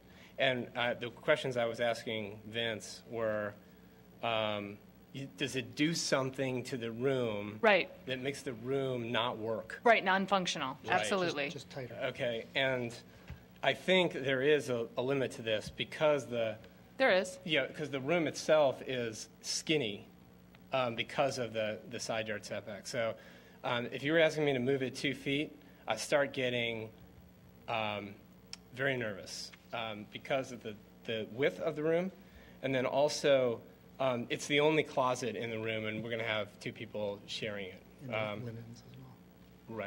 Right. So there's no linen closet as well. So that has to function as that whole space has to function as 2 people's closets and a linen closet. So that's why Vince made it the size that he did. But I just think there's a limit on what you can ask there. 2 feet, I start getting really nervous. If you say 6 inches or 1 foot, my interest in doing this project and coming to the neighborhood and updating the house and all that is like here versus 6 inches. So Right. if that's what you're asking, is that a fair answer to the question? Yes, it's a fair answer. All right. And on the bottom floor, I think it's the top floor. The size of the top floor is just driving what happened on the bottom floor anyway. So that's that's kind of a moot Right. point, right? So it's really the minimum I think is that upstairs. But you guys see that by taking that 2 feet, which is a matter of opinion of how much it affects that room, that 2 to 3 feet, because your bathroom, there's a little bit of extra space there too. So between 2 and 3 feet, you take what you're asking for from a 37% to 35%, which is certainly a more palatable number. I know it's within your God, it's been a long time since I've been in statistics, so your standard deviation. Well, I noticed, Ms. Burns, that you just added 3 feet, so I can tell you're a very good negotiator there. You weren't supposed to notice that. I didn't notice that. Look, I am concerned about the closet being functional, and I'm concerned about the width of the room. So, But Mr. Weber can attest that 5 feet is a standard. If this was a standard tract home, which Normandy, I'm sure, has built, that you have built plenty of walk-in closets that are 5 feet as a minimum. As an absolute minimum, I would say an average is 7 by 7. In communities where you have more square footage of lot size. That, I guess, is subjective, but that's my opinion, 7 by 7 is the average. Okay. Sorry, I didn't mean to interrupt. no, I apologize. And also, Ms. Burns, I want you to know where I've stated this before, but I want you to know where I was coming from. Is I thought I was making a massive move here with the 3% on the building lot coverage. It sounds like it may not be that Depends much. on who you're talking to. It depends, right? So the city's saying it's 3%. Right. Vince thinks it's Well, that's- 1.8. Yeah, whatever. unfortunately, that's why I had run the numbers and I only came up with a net building lot coverage of 12 square feet. That's why we just went to the square footage of the building, because that's something that doesn't change. It was Yep. 550, it's now 537. So that's a clear 12 square feet. And what I want, Ms. Burns, you just kind of hovering up from the actual numbers, I want to have, I think all I need is 2 variances to get this project done, and I think it's less than what's been approved in the past, and I feel like it's in the zone. And I also want to comply to the standard, which is the minimum, right? Yeah, I've learned a lot about this, right? So I really want to comply to what the standard and the law is saying. So if this board is saying, hey, Dave, I'm not convinced that this is the absolute minimum, I'd feel a hell of a lot better of it if you gave me another foot. I'm going to do, my wife and I, we're going to do that, absolutely. If that is what it takes, that 2 variances and be in the standard. Can I just interject here? Yeah. So the minimum doesn't mean the smallest. Mm-hmm. Okay, so know that. Secondly, I want to go back on the record. I said this in the last meeting, but I want to go back on the record that we have once again put ourselves in a situation where we are discussing penalizing the Alaco's plan for changes that will not appease Mr. Gentile's objections. You took the words right out of my mouth on that one. So I want all of us to think very carefully, very long and hard about what we're doing here. I fully appreciate that. I do. I understand the point there, but in this objection being raised, my concern is never about the view from the neighbor, ever, because that is not a guaranteed right. Yes, light and air are one thing, but this is a small community and this is not a light and air issue. So for me, in looking at the numbers of this case, it really became about the lot coverage and how much over the lot coverage that was being granted. So that has always been my concern. So there's nothing I can do. That's true. You have been consistent about that. If there's one thing, right, to a fault. So I can never, I understand Mr. Gentile's point of view, and I understand how it can be frustrating. But there is no way once the homeowner next door gets within his zoning, his buildable, box, his zoning box, there's nothing that can be done about it. So the Alaco's program cannot be satisfied within the prescribed building lot coverage. It cannot. I understand. So what we're talking about now is the variance of lot coverage. And the lot coverage, the building lot coverage. The building lot coverage right now is, again, because of these crazy numbers, is... We think it's about 37. Let's just go with that. Sure. We think it's about 37, which is one of the high, per Mr. Alaco's data that he's given, which I appreciate, is on the high end. So I'm trying to be as flexible as I'm normally not in trying to get to a point of being at a minimum, which then brings it far more in the realm of where everyone else's was. And I will say that most of these variances, I probably wasn't on the board. Yes, they probably would have been a lot more contentious had you been. Okay, I understand your point of view. I've actually got another question that you made me think of something. Okay. Mr. Weber, you had mentioned in the last meeting that there was some concern about obtaining financing if you went below a minimum size for your addition. Could you address that? I'm sorry. Yeah. You said that. That is not a problem. I've dealt with that issue. At the time, it was an issue. I foresaw this, based on my intensive research here, what was going to happen here, and I have dealt with the financing issue at considerable cost, actually. It ties up a lot of capital, personal capital, to do a project like this, as you guys know. And I just needed to rework the way that I was financing the project. It is not optimal, but I am square. I'm not dependent on the square footage of the house at all. Interesting. Thanks You'll for have to. I'll have to consult with you after the meeting. I appreciate it. So thank you for asking. Sure. And I would give Mary with credit. I sense there's been movement down at that end from last time.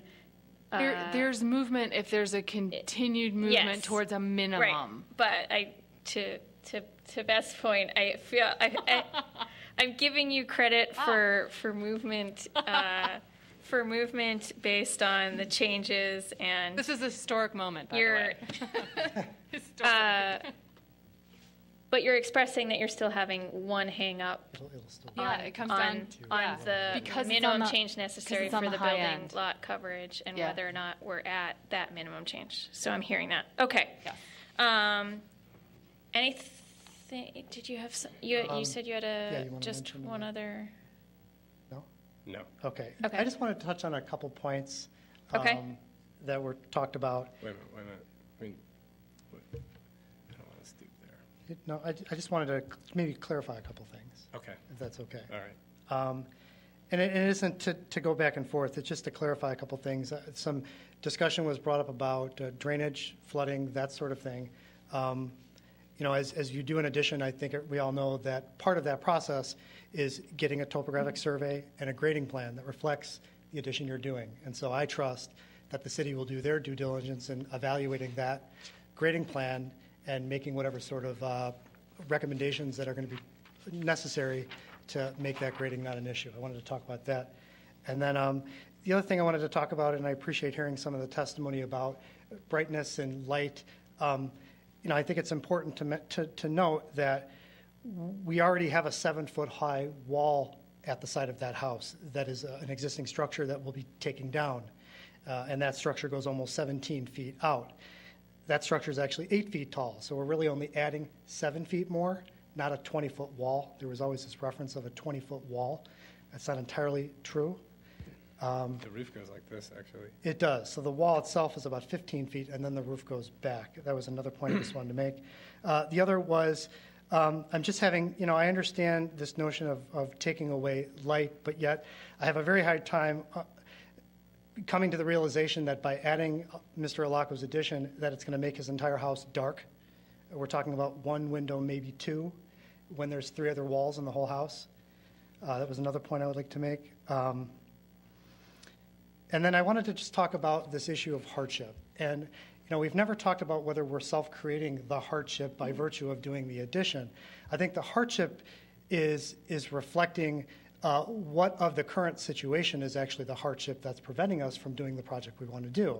And that hardship is the lot size. That hardship, the lot size, that's what was not self-created. I just wanted to make a point about what was actually being self-created. It's the issue of the hardship. That hardship is the lot size. That was it. Thank you. Thank you. I know that we've had some of our audience leave, but I would like to offer the opportunity, if there was anyone who had shown up who would like to provide a public comment regarding the project at 3201 Hartzell, this would be the time if you had anything to say. Sure. I'm Rob Broom, and I live directly across Highland from the Alacos. I have a whole page of things that I would rebut, but I'm not going to. The thing that Thank you. sells houses and keeps the property value in our neighborhood, and that's what's important, are people like these guys. That is what sells houses. It's a wonderful place to have kids, and these guys are an anchor on that block and in our community. That's it. Thank you, sir. Is there anyone else who wishes to speak? Sir. Sorry, I'm going to have to swear you. Do you need to swear me in? Yeah, sorry. Do you swear or affirm to tell the truth throughout the course of these proceedings? Yes, I do. Thank you. My name is Mark Tendam. I live at 2448 Lincolnwood Drive, and I am the alderman of the 6th Ward. I first heard about this issue when staff contacted me. Dennis Marino contacted me to discuss next steps, given that there was an objection to the 4 minor variances. Shortly after that, the Alacos did reach out to me for some sort of explanation of what was going on. It seemed that the variances had been around City Hall quite a long time due to some vacation and holiday schedule. So we did try to figure out where that was, and in the process, we reconnected on some older issues that where I had met with the neighborhood. The Alacos had put together a group to discuss traffic concerns down Highland Avenue. We've since found a way to remedy some of those concerns. But they have a real interest and investment in this community, in their neighborhood. And I think that they are, obviously you see when 30-some people reply with letters in support, they have often cared more about the neighborhood than just themselves. I think they, certainly the ZBA is the determining body here, and it will not come to council. But I really would appreciate carefully looking at these new plans and the steps they've made toward bringing it to some sort of a middle ground and acceptable by all parties. Thank you. Thank you. Was there anyone else for the public comment side? Okay, seeing none, then I think we're going to try to wrap up some of our testimony here. Then I did promise to go back to Mr. Gentile, so I think that we're ready for you. Thanks for the opportunity. I've known the Alacos for years now, and until a few months ago, I would never have thought such a disagreement could ever take place. But a few months ago, I had no idea of their grandiose plans. I only learned about it when I got a letter in the mail. So I've always tried to be a good citizen, a good neighbor. I've never had a cross word with anybody in 21 years. I bought the Girl Scout cookies. I've saved the Alacos hundreds of dollars in parking tickets because I come from New York and I'm very conscious of alternate side of the street parking. And I knock on their door periodically in the springtime. It's 8 o'clock in the morning. Please move your car. You're going to get ticketed. Shouldn't tell you guys in the city this, but it's the truth. I don't see anything when the kids play on my grass. And I don't mean a little spillover. I mean football games. The lawn to the west of me is elevated. You can't play there. I welcome them. They're fine. Have I ever objected once? No. I don't say anything. I wanted to resolve this matter privately before I came to the city, and I went to the Alacos house, and David said, Michael, the last thing I want to do is increase my property value while I decrease yours. I was hoping for a compromise. Yet when we met again, not 1 square foot of the plan was changed. Okay? I supported their request for the stop sign that the alderman talked about. And great memory. You recognized me from that. I know I'm the lone dissenter here, but with all due respect to my neighbors, my property is the only one it does affect. If you look at the plot of the street, the house that's directly in back of me has the patio, a garage, the alley, my trees, my garage, and then the addition. You look across the street on Highland, Mr. Broom, there's the street, and his backyard faces the other way. Why would he object? It's beyond me. When the addition in 3206 Park, which is directly behind me, was being built in the mid-2000s, it was grandiose. I mean, my neighbor and I said, when is it going to stop? Had no objections. It didn't affect me. Had there been objections, maybe I would have weighed in and supported whoever it needed to be weighed in fairly and squarely. But when it doesn't affect you, you can't know, okay? I have testament saying that my property value will go down. I don't think anybody here can arguably say that it's going to increase or stay the same with this addition. So I don't want to, the point to illustrate my being a good neighbor is saying is to illustrate I'm not a complainer. I've tried to get along, but they can't understand because it's not affecting them.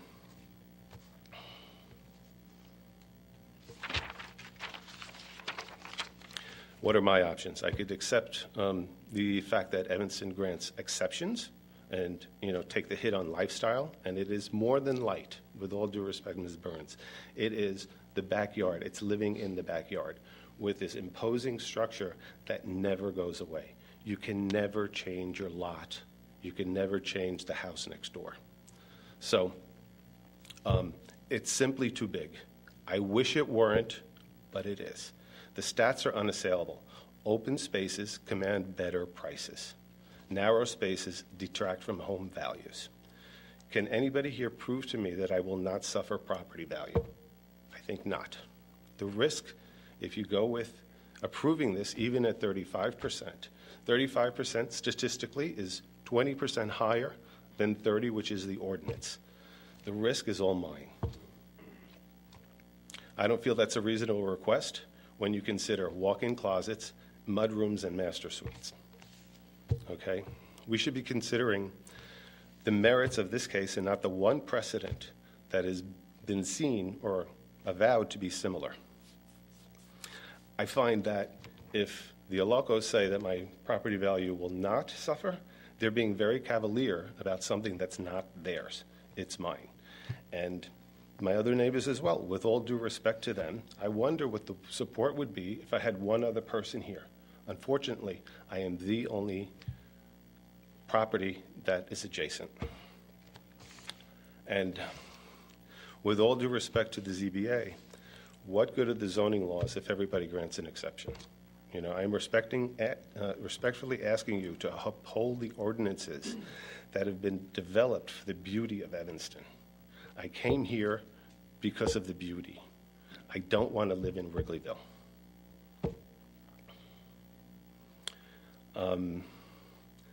A house is like no other possession in the world. It's a sanctuary. It's a place to come home when the world is through with you and you can feel safe, but not feel like you're living on top of your neighbor or closed in. All I'm asking for is live and let live. You can do anything, but if you want to do it and harm somebody, you should be prevented from doing it, okay? You are the stewards of Evanston. Please don't turn it into Wrigleyville. I bought on the premise that the ordinances would be obeyed, okay? I feel like now we're changing the rules in the middle of the game, and I shouldn't be having to absorb something like that.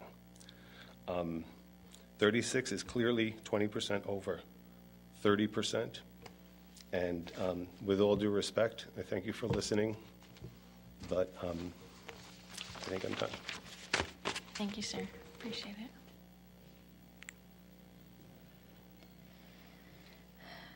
Okay. With that, I'm just going to put a blanket out there. Does anyone else have anything left to say before we start our discussion?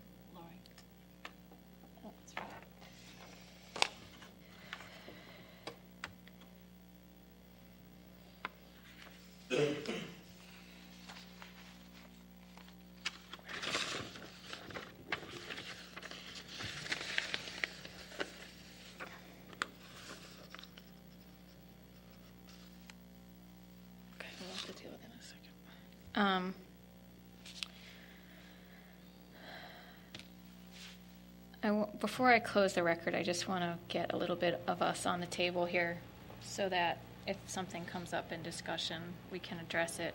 But essentially, I want to move into discussion on where we think we're at. I think I'm hearing still a little bit over down there. For minimum, I'm hearing basically okay down here. I mean, I think we have to realize that, homes need to be updated to, maintain the current expectations of buyers, so.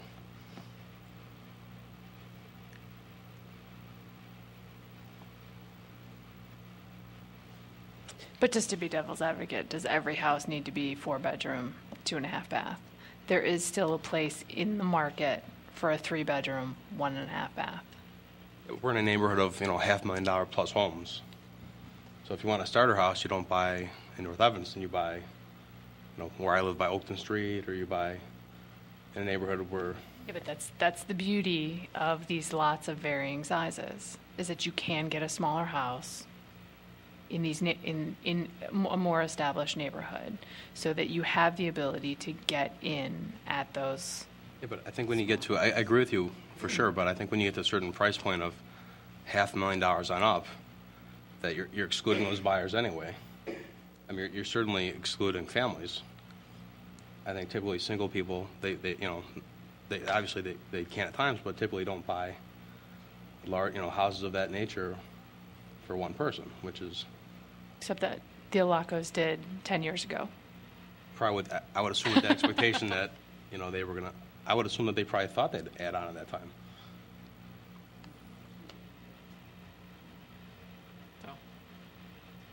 I just think at the price point in this neighborhood, you're really eliminating everyone but families anyway, if you're not going to allow the houses to be increased in size to some degree. And to say a 2-car garage or a garage at all isn't necessary is kind of it's kind of ludicrous, because obviously, we require garages for just that reason. I mean, this is 1920 when nobody had a car, or maybe the more well-to-do family had 1 car. So I think there's certain things that are necessary at this time that might not have been when these houses were all built.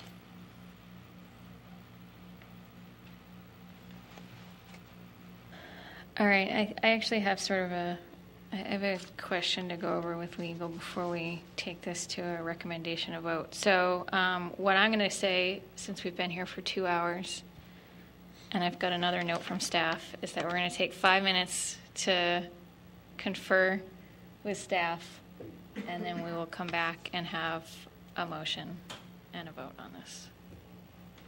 So with that, we're...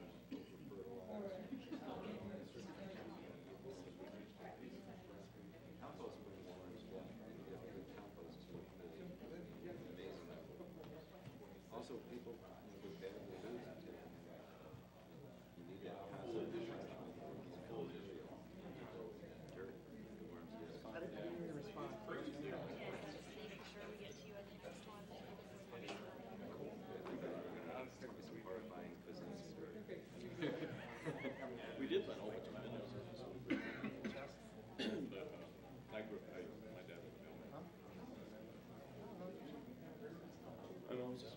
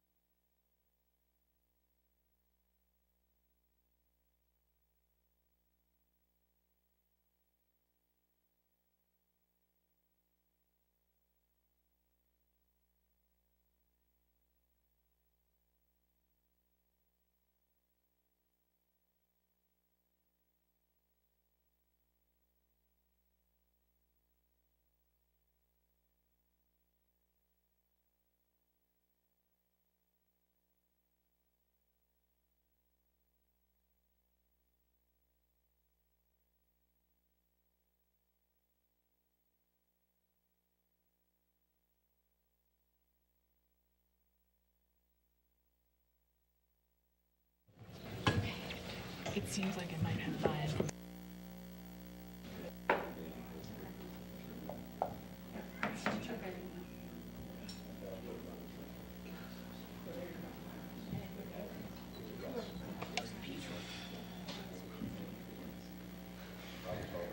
Okay, we are back on the record. Sorry, I apologize for that. That was actually longer than 5 minutes, but trying to run through what our legal proceeding options are here. So we have a somewhat of a odd scenario in these applications, because when we are reviewing the decision of the zoning administrator, we can approve or deny in whole, but we can also approve or deny in part, which means that, and that's where we get into what these other numbers might be and how they move forward. I will, for the record, add that I certainly appreciate the movement that you guys made, and I'm very happy to hear that you were listening to us, and I feel like you very much did listen. And I also would say I apologize for not realizing sooner than more recently when I got down to the nitty-gritty of my calculations, because I was very excited by the 160 square feet, and I thought we were kind of all in there. And it wasn't until I got down to it that I realized we hadn't quite made as much movement as I thought that we had made on building lot coverage. To that end, I think we're going to have to go to a motion right now. And my sense is that it is going to be approval in part. And actually, do we need to deny, just for the record, do we need to deny the impervious surface? Even though it's off the table, do we need to deny the impervious surface variance since it was technically granted? I'm sorry, I don't follow the question. Technically, staff granted an impervious surface variance. So do we need to technically deny it for the record? For the record, Ken Cox, City's Law Department. If the new calculations indicate that the impervious surface is no longer requires a variation, that can be noted in the record, but it wouldn't be a denial of the variation, because in this case, if the variation doesn't hold from it being approved by staff? Well, again, we're talking about a modified application. So the point then becomes that, I guess as part of our modification, then we'll just indicate that the impervious surface is off the table and include that as part of our motion, just to cover all our bases. All right. As well as the interior street side yard. As well as the interior side yard. Agreed. Okay. So with that,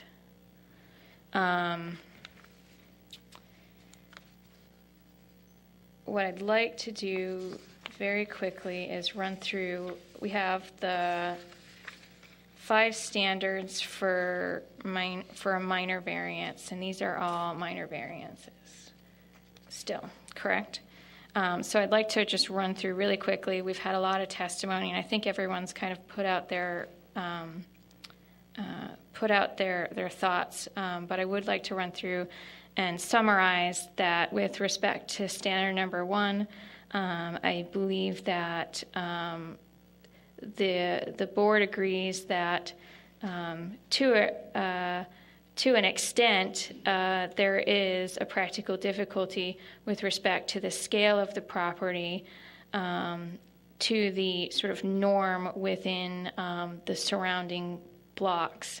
And a lot of our discussion has been with respect to the extent of that practical difficulty.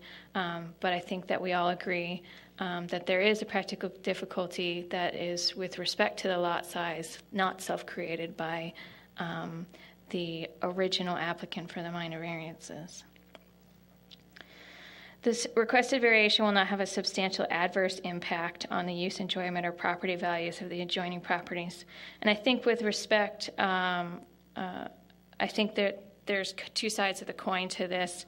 I think that in many cases, we would be of the opinion that at least several of us would be of the opinion that the original proposal was really kind of stepping into that more substantial adverse impact, and that as we look forward at the motions, I think that there is a level that the board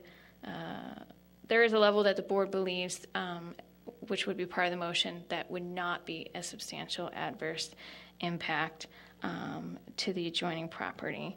And so that standard, I believe, is met based on the discussion of a reduction in the original proposal. Standard number 3, the requested variance is in keeping with the comprehensive general plan of the zoning ordinance. Again, to the point of some of Mary Beth's comments, there is certainly a need to maintain some of the varying character within the neighborhoods, and that's why the square footage allowed, on one property, even with variance, would not be the square footage allowed on this property. So I think in the work that we've done, and in keeping this proposal below the standard that the other properties would have to meet, we are being consistent. We are being consistent with that. So it's not exceeding having a smaller lot and yet exceeding the other neighboring properties. So we are maintaining some of that variation of what would be allowed. Standard number 4, the requested variance is consistent with the preservation policies set forth in the comprehensive general plan. While this is not a landmark property, I think we have noted the appreciation for the respect to the materiality of the existing home, and certainly believe that this standard has been met. Standard number 5, the requested variation is limited to the minimum change necessary to alleviate the practical difficulty. This was, again, a major point and probably the largest point of discussion, and I think I'm going to leave it mostly to the discussion on where people stand in terms of what level of variation is or is not the minimum change necessary, and we can take the record of our votes related to that to indicate what that minimum change is considered to be.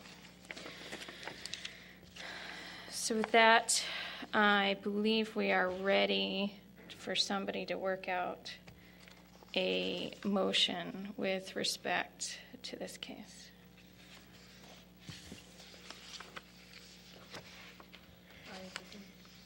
History, right here. This is history, right? First motion. I don't even know where this paperwork is. So what am I actually doing here? Basically, what you said, work your way through the things you know, the variances that we're not doing. The variances we're not doing? Yeah, like the interior side yard setback. And lot coverage. And the impervious surface coverage. And then get to the other two. Yes. Okay, all right.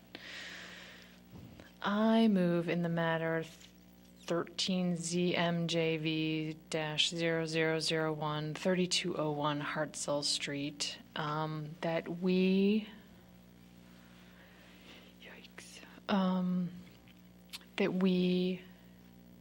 deny the interior side yard setback, that we deny impervious surface coverage, that we approve the corner side yard setback, and that we approve the building lot coverage at a maximum of 35% of lot area to be determined by the homeowner how they'd like to make those modifications. There's a motion on the table. Is there a second? Yeah, I would second that. The motion has been made and seconded. All those in favor, please say aye. Aye. Aye. The motion is carried unanimously, 4-0. And you're going to probably need some explanation from staff on that. I'm sure there will be some discussion, but that can definitely happen. Do you have any questions right now that I might be able to answer quickly? The variances are all minor variances that have been approved, so. Sorry, actually, I'm going to, yeah, sorry. Thank you, by the way. Sorry. The variances that have been approved are minor variances. And the lot coverage of 35%, I think we assume, has to be met within a minor variance. We can't create another variance in order to meet the lot coverage. Is that correct or incorrect? They've stated the two variances that are allowable. Anything that deviates from that would not be allowable. So, I mean, okay. Right? You've got your street side yard, and you're able to go up to 35%. I guess it was not technically in the motion, but our standard motion is with substantial compliance. Obviously, there's some modification that would be needed, but certainly our good faith expectation, even though we missed it in the motion, would be that the aspects related to the roof line, et cetera, are maintained. Got it. Do we want to amend that motion now, or is it too late? Do that at this point? I don't know that we can. This is what happens when you put a rookie at a motion making. Sorry, and I forgot to. No, it's quite all right. The one thing to keep in mind is that the board's deliberations are based upon the documents that have been submitted and the plans that are here, including the amended application, as it were, the amended appealed application, and that will help. That will inform city staff when reviewing for permit. And so as you say, the applicant will have to figure out how to amend the existing plans to fit within what has been approved. But obviously, if it's radically different from the plans they've already submitted, that will be a red flag. Okay. I don't know that that's what you're looking for, and I don't know that that's what you're looking for, but thank you for working with us through our process, and good luck to you all. It is just after 10, and I'm going to run through some quick business. 1202 Sherman Avenue is the next case on our agenda, and there is a request for a continuance with respect to that matter due to their recent appearance in front of Spark and current scheduling conflicts. And what was the date are they looking for? April 2nd. April 2nd. So is there any discussion or a motion with regard to continuing 1202 Sherman Avenue to April 2nd? Can I have a motion then? Where is it? I move that in the case of ZBA 13ZMJV-007, 1202 Sherman Avenue, that we move hearing the case until the regularly scheduled meeting on April 2nd. Second. By moved and seconded, all those in favor, please say aye. Aye. The motion is carried unanimously. Carrying over next to 1826 Lion Street, due to our scheduling tonight, the applicant has kindly agreed to be heard at our next meeting, which is also the April 2nd meeting. So as a matter of procedure, we should continue that So if there's a motion. I just need to find the case number. Go. You have one handy? Here. Lost it on my swirls of paper. Thank you. Top one there. I move, that was for 1826, right? Yeah.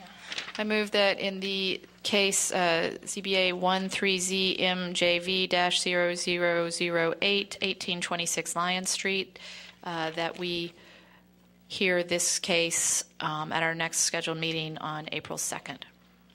Second. Moved and seconded. All those in favor, please say aye. Aye. Aye. Aye. The motion is carried unanimously, so that case will continue on to our next meeting on April 2nd.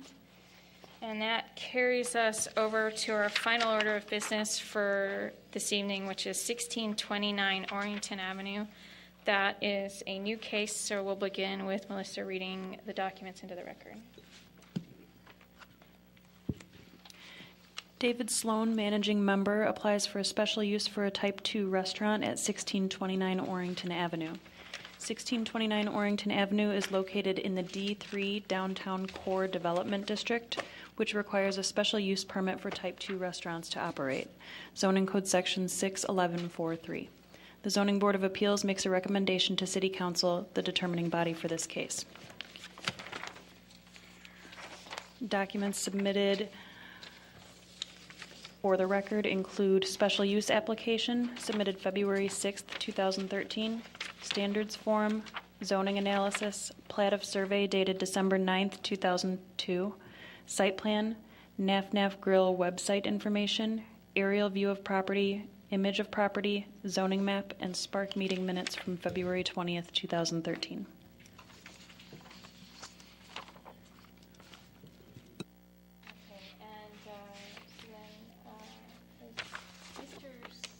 Sorry, is Mr. Sloan here, or whoever will be speaking to us on behalf of 1629 Orrington?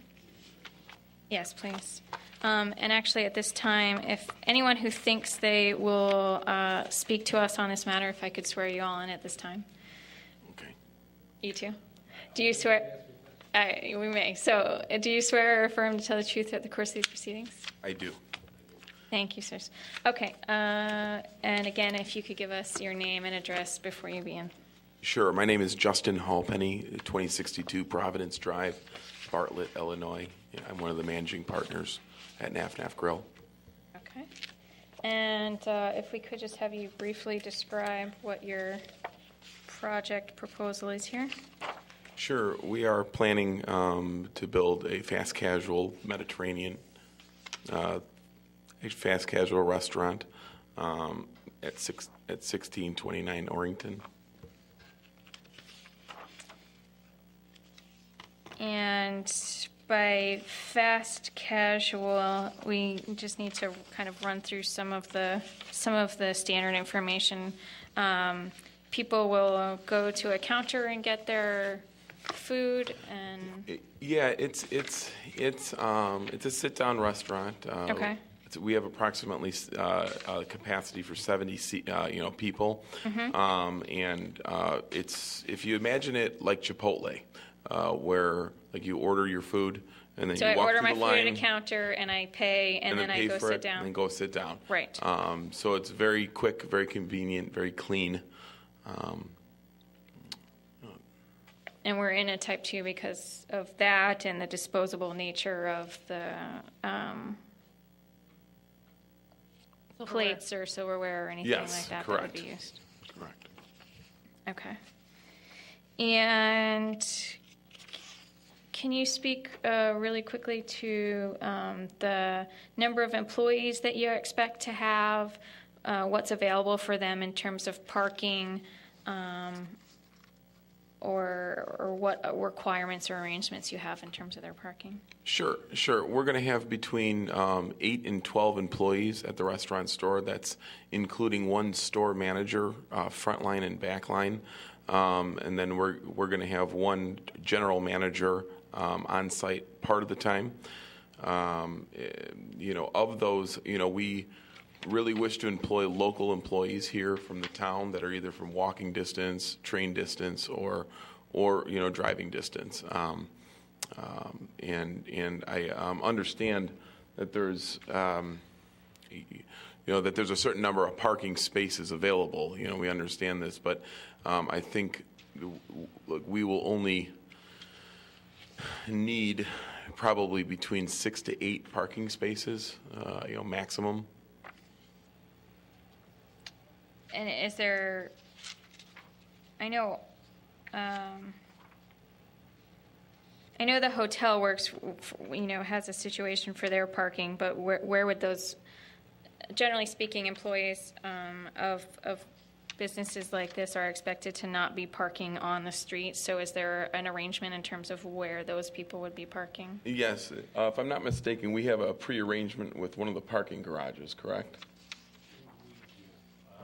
I'm Rod Farrar. I'm the project manager for NAFNAF. Okay. We have a limited number of parking spaces allocated by the building for our use, and the remainder of spaces would be supplemented by the parking garage adjacent to our property. How many spaces do you have from the building? I believe they gave us 4. Okay. So you're looking only to supplement with another 4? 4 to 6 maybe. Okay. I mean, it'll, we'll be renting on a monthly basis, so at any given time there could be actually more cars as the shift changes. Right. But beyond that, there won't be. Okay. So, yeah, we're looking at several. But you, as the owners of the establishment, you're going to be renting the spaces for your employees? Yes, the establishment will have to do that, yes. Okay.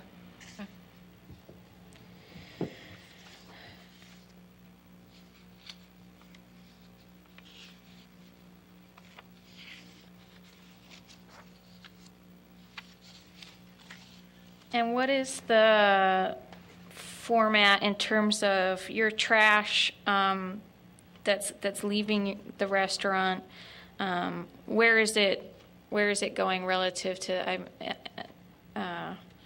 this? Is there a common area trash for the building, or how is that taken care of?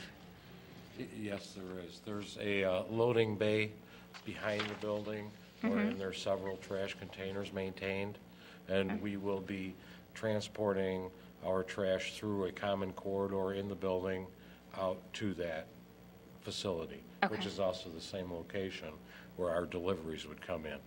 And how often do you get those deliveries? They usually come in every 2 to 3 days, early in the morning.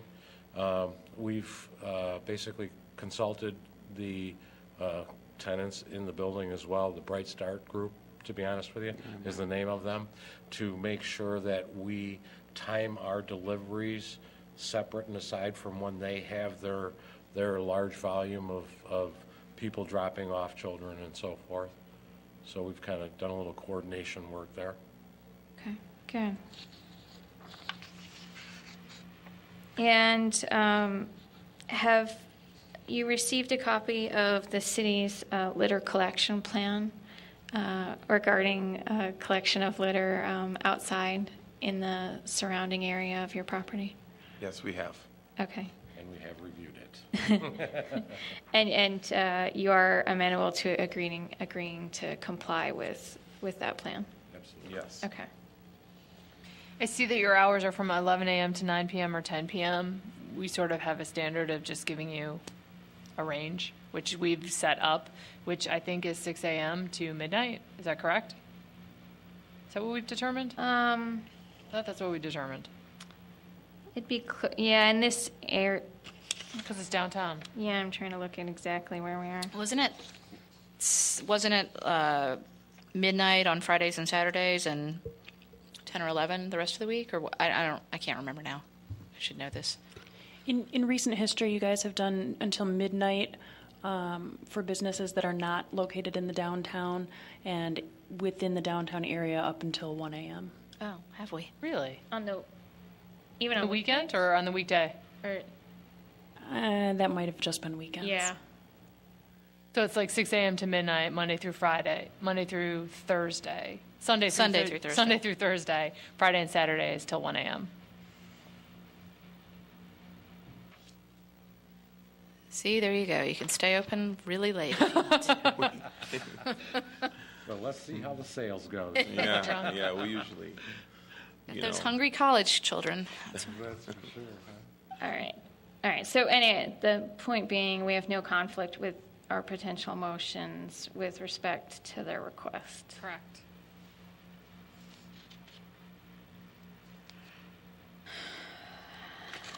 Help me out, guys. Anything else I'm missing? Modifications to the front of the building. Thank you. What are your plans with respect to modifying the building from the exterior? Obviously, we have a plan of your proposed interior amendments.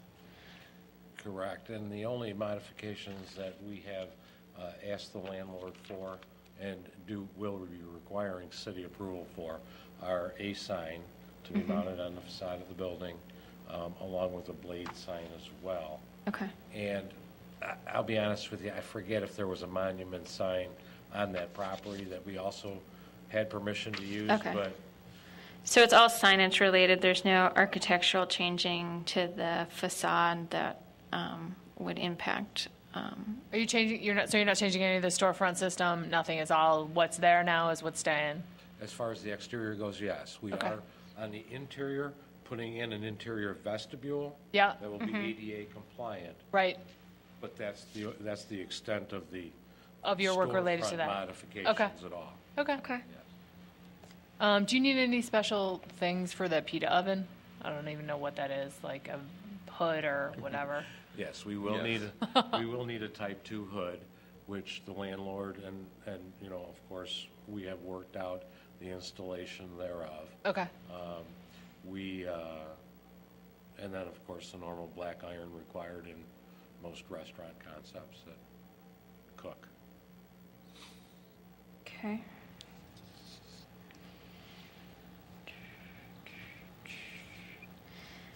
And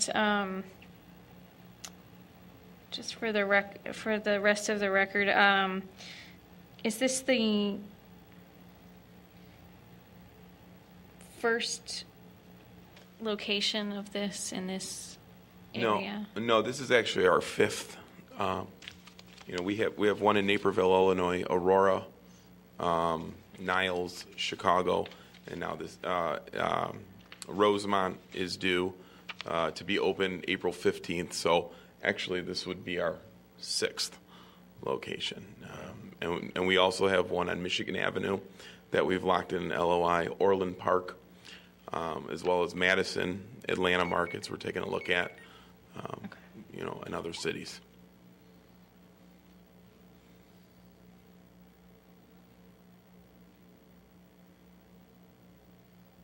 Am I forgetting anything? Any cities? No, you covered Lincolnshire. them all. Lincolnshire. Oh, well, Lincolnshire. Needless to say, this is a rapidly growing concept. I actually do project, based on my construction schedule and real estate activities, because I handle both for them, that this will be number 8 when it finally does open. Our plan is to open this one in August 1st. That's our goal, anyway. The landlord willing. Right. They've got a lot of work they're doing for us right now. Landlord and city willing. No, well, yes. We still do have to bring the drawings in for permits. So. Yep. Okay. All right. Are there any other questions then from the board at this time? Okay, seeing none for the record, is there anyone who wishes to speak with us from the public or court regarding the request for variation at 1629 Orrington? Or special use, special use at 1629 Orrington. Just for the record, I note that there is no request for public comment. And is there anything else before we close the record and begin our deliberations? None? Okay, thank you so very much. All right, just to summarize, I heard loading dock available in the back for trash and deliveries. So we're entering off an alley, not off the street. Employee parking provided by the establishment off-street in the adjacent garage. And then compliance with the litter collection plan and our hours of 6 to 12 Monday through Thursday and 6 to 1 Friday and Saturday. Sunday through Thursday. Sunday through Thursday. Sorry, I forgot a day. Okay. I think that sums it up. Wait, 10 or 11 did you say? What? 6 to 11, Sunday through Thursday? No, 6 to midnight. Oh, right. Sorry. To midnight and then I'm 6 to screw 1. this motion up if I'm the one that does it, but that's what I was trying. Okay. You can feel free to, you can adopt everything I just said if you like in your motion. That makes it any easier. What's that? Oh, okay. It's your motion. All right. I move that in the case of ZBA 13ZMJV-0012, 1629 Orrington Avenue, that we recommend approval to the City Council, who is the determining body, for a special use for a Type 2 restaurant, the Naf Naf Grill, with the following conditions: that the litter plan is followed, that the hours be set at 6 a.m. to 12 a.m. Sunday through Thursday, and 6 a.m. till 1 a.m. Friday and Saturday, and that the substantial? And that the development be in substantial compliance with the documents presented this evening. Second. It's been moved and seconded. All those in favor, please say aye. Aye. The motion is carried unanimously, so good luck with the City Council. And is there anything further before we adjourn for this evening? Seeing none, we are adjourned. Thank you.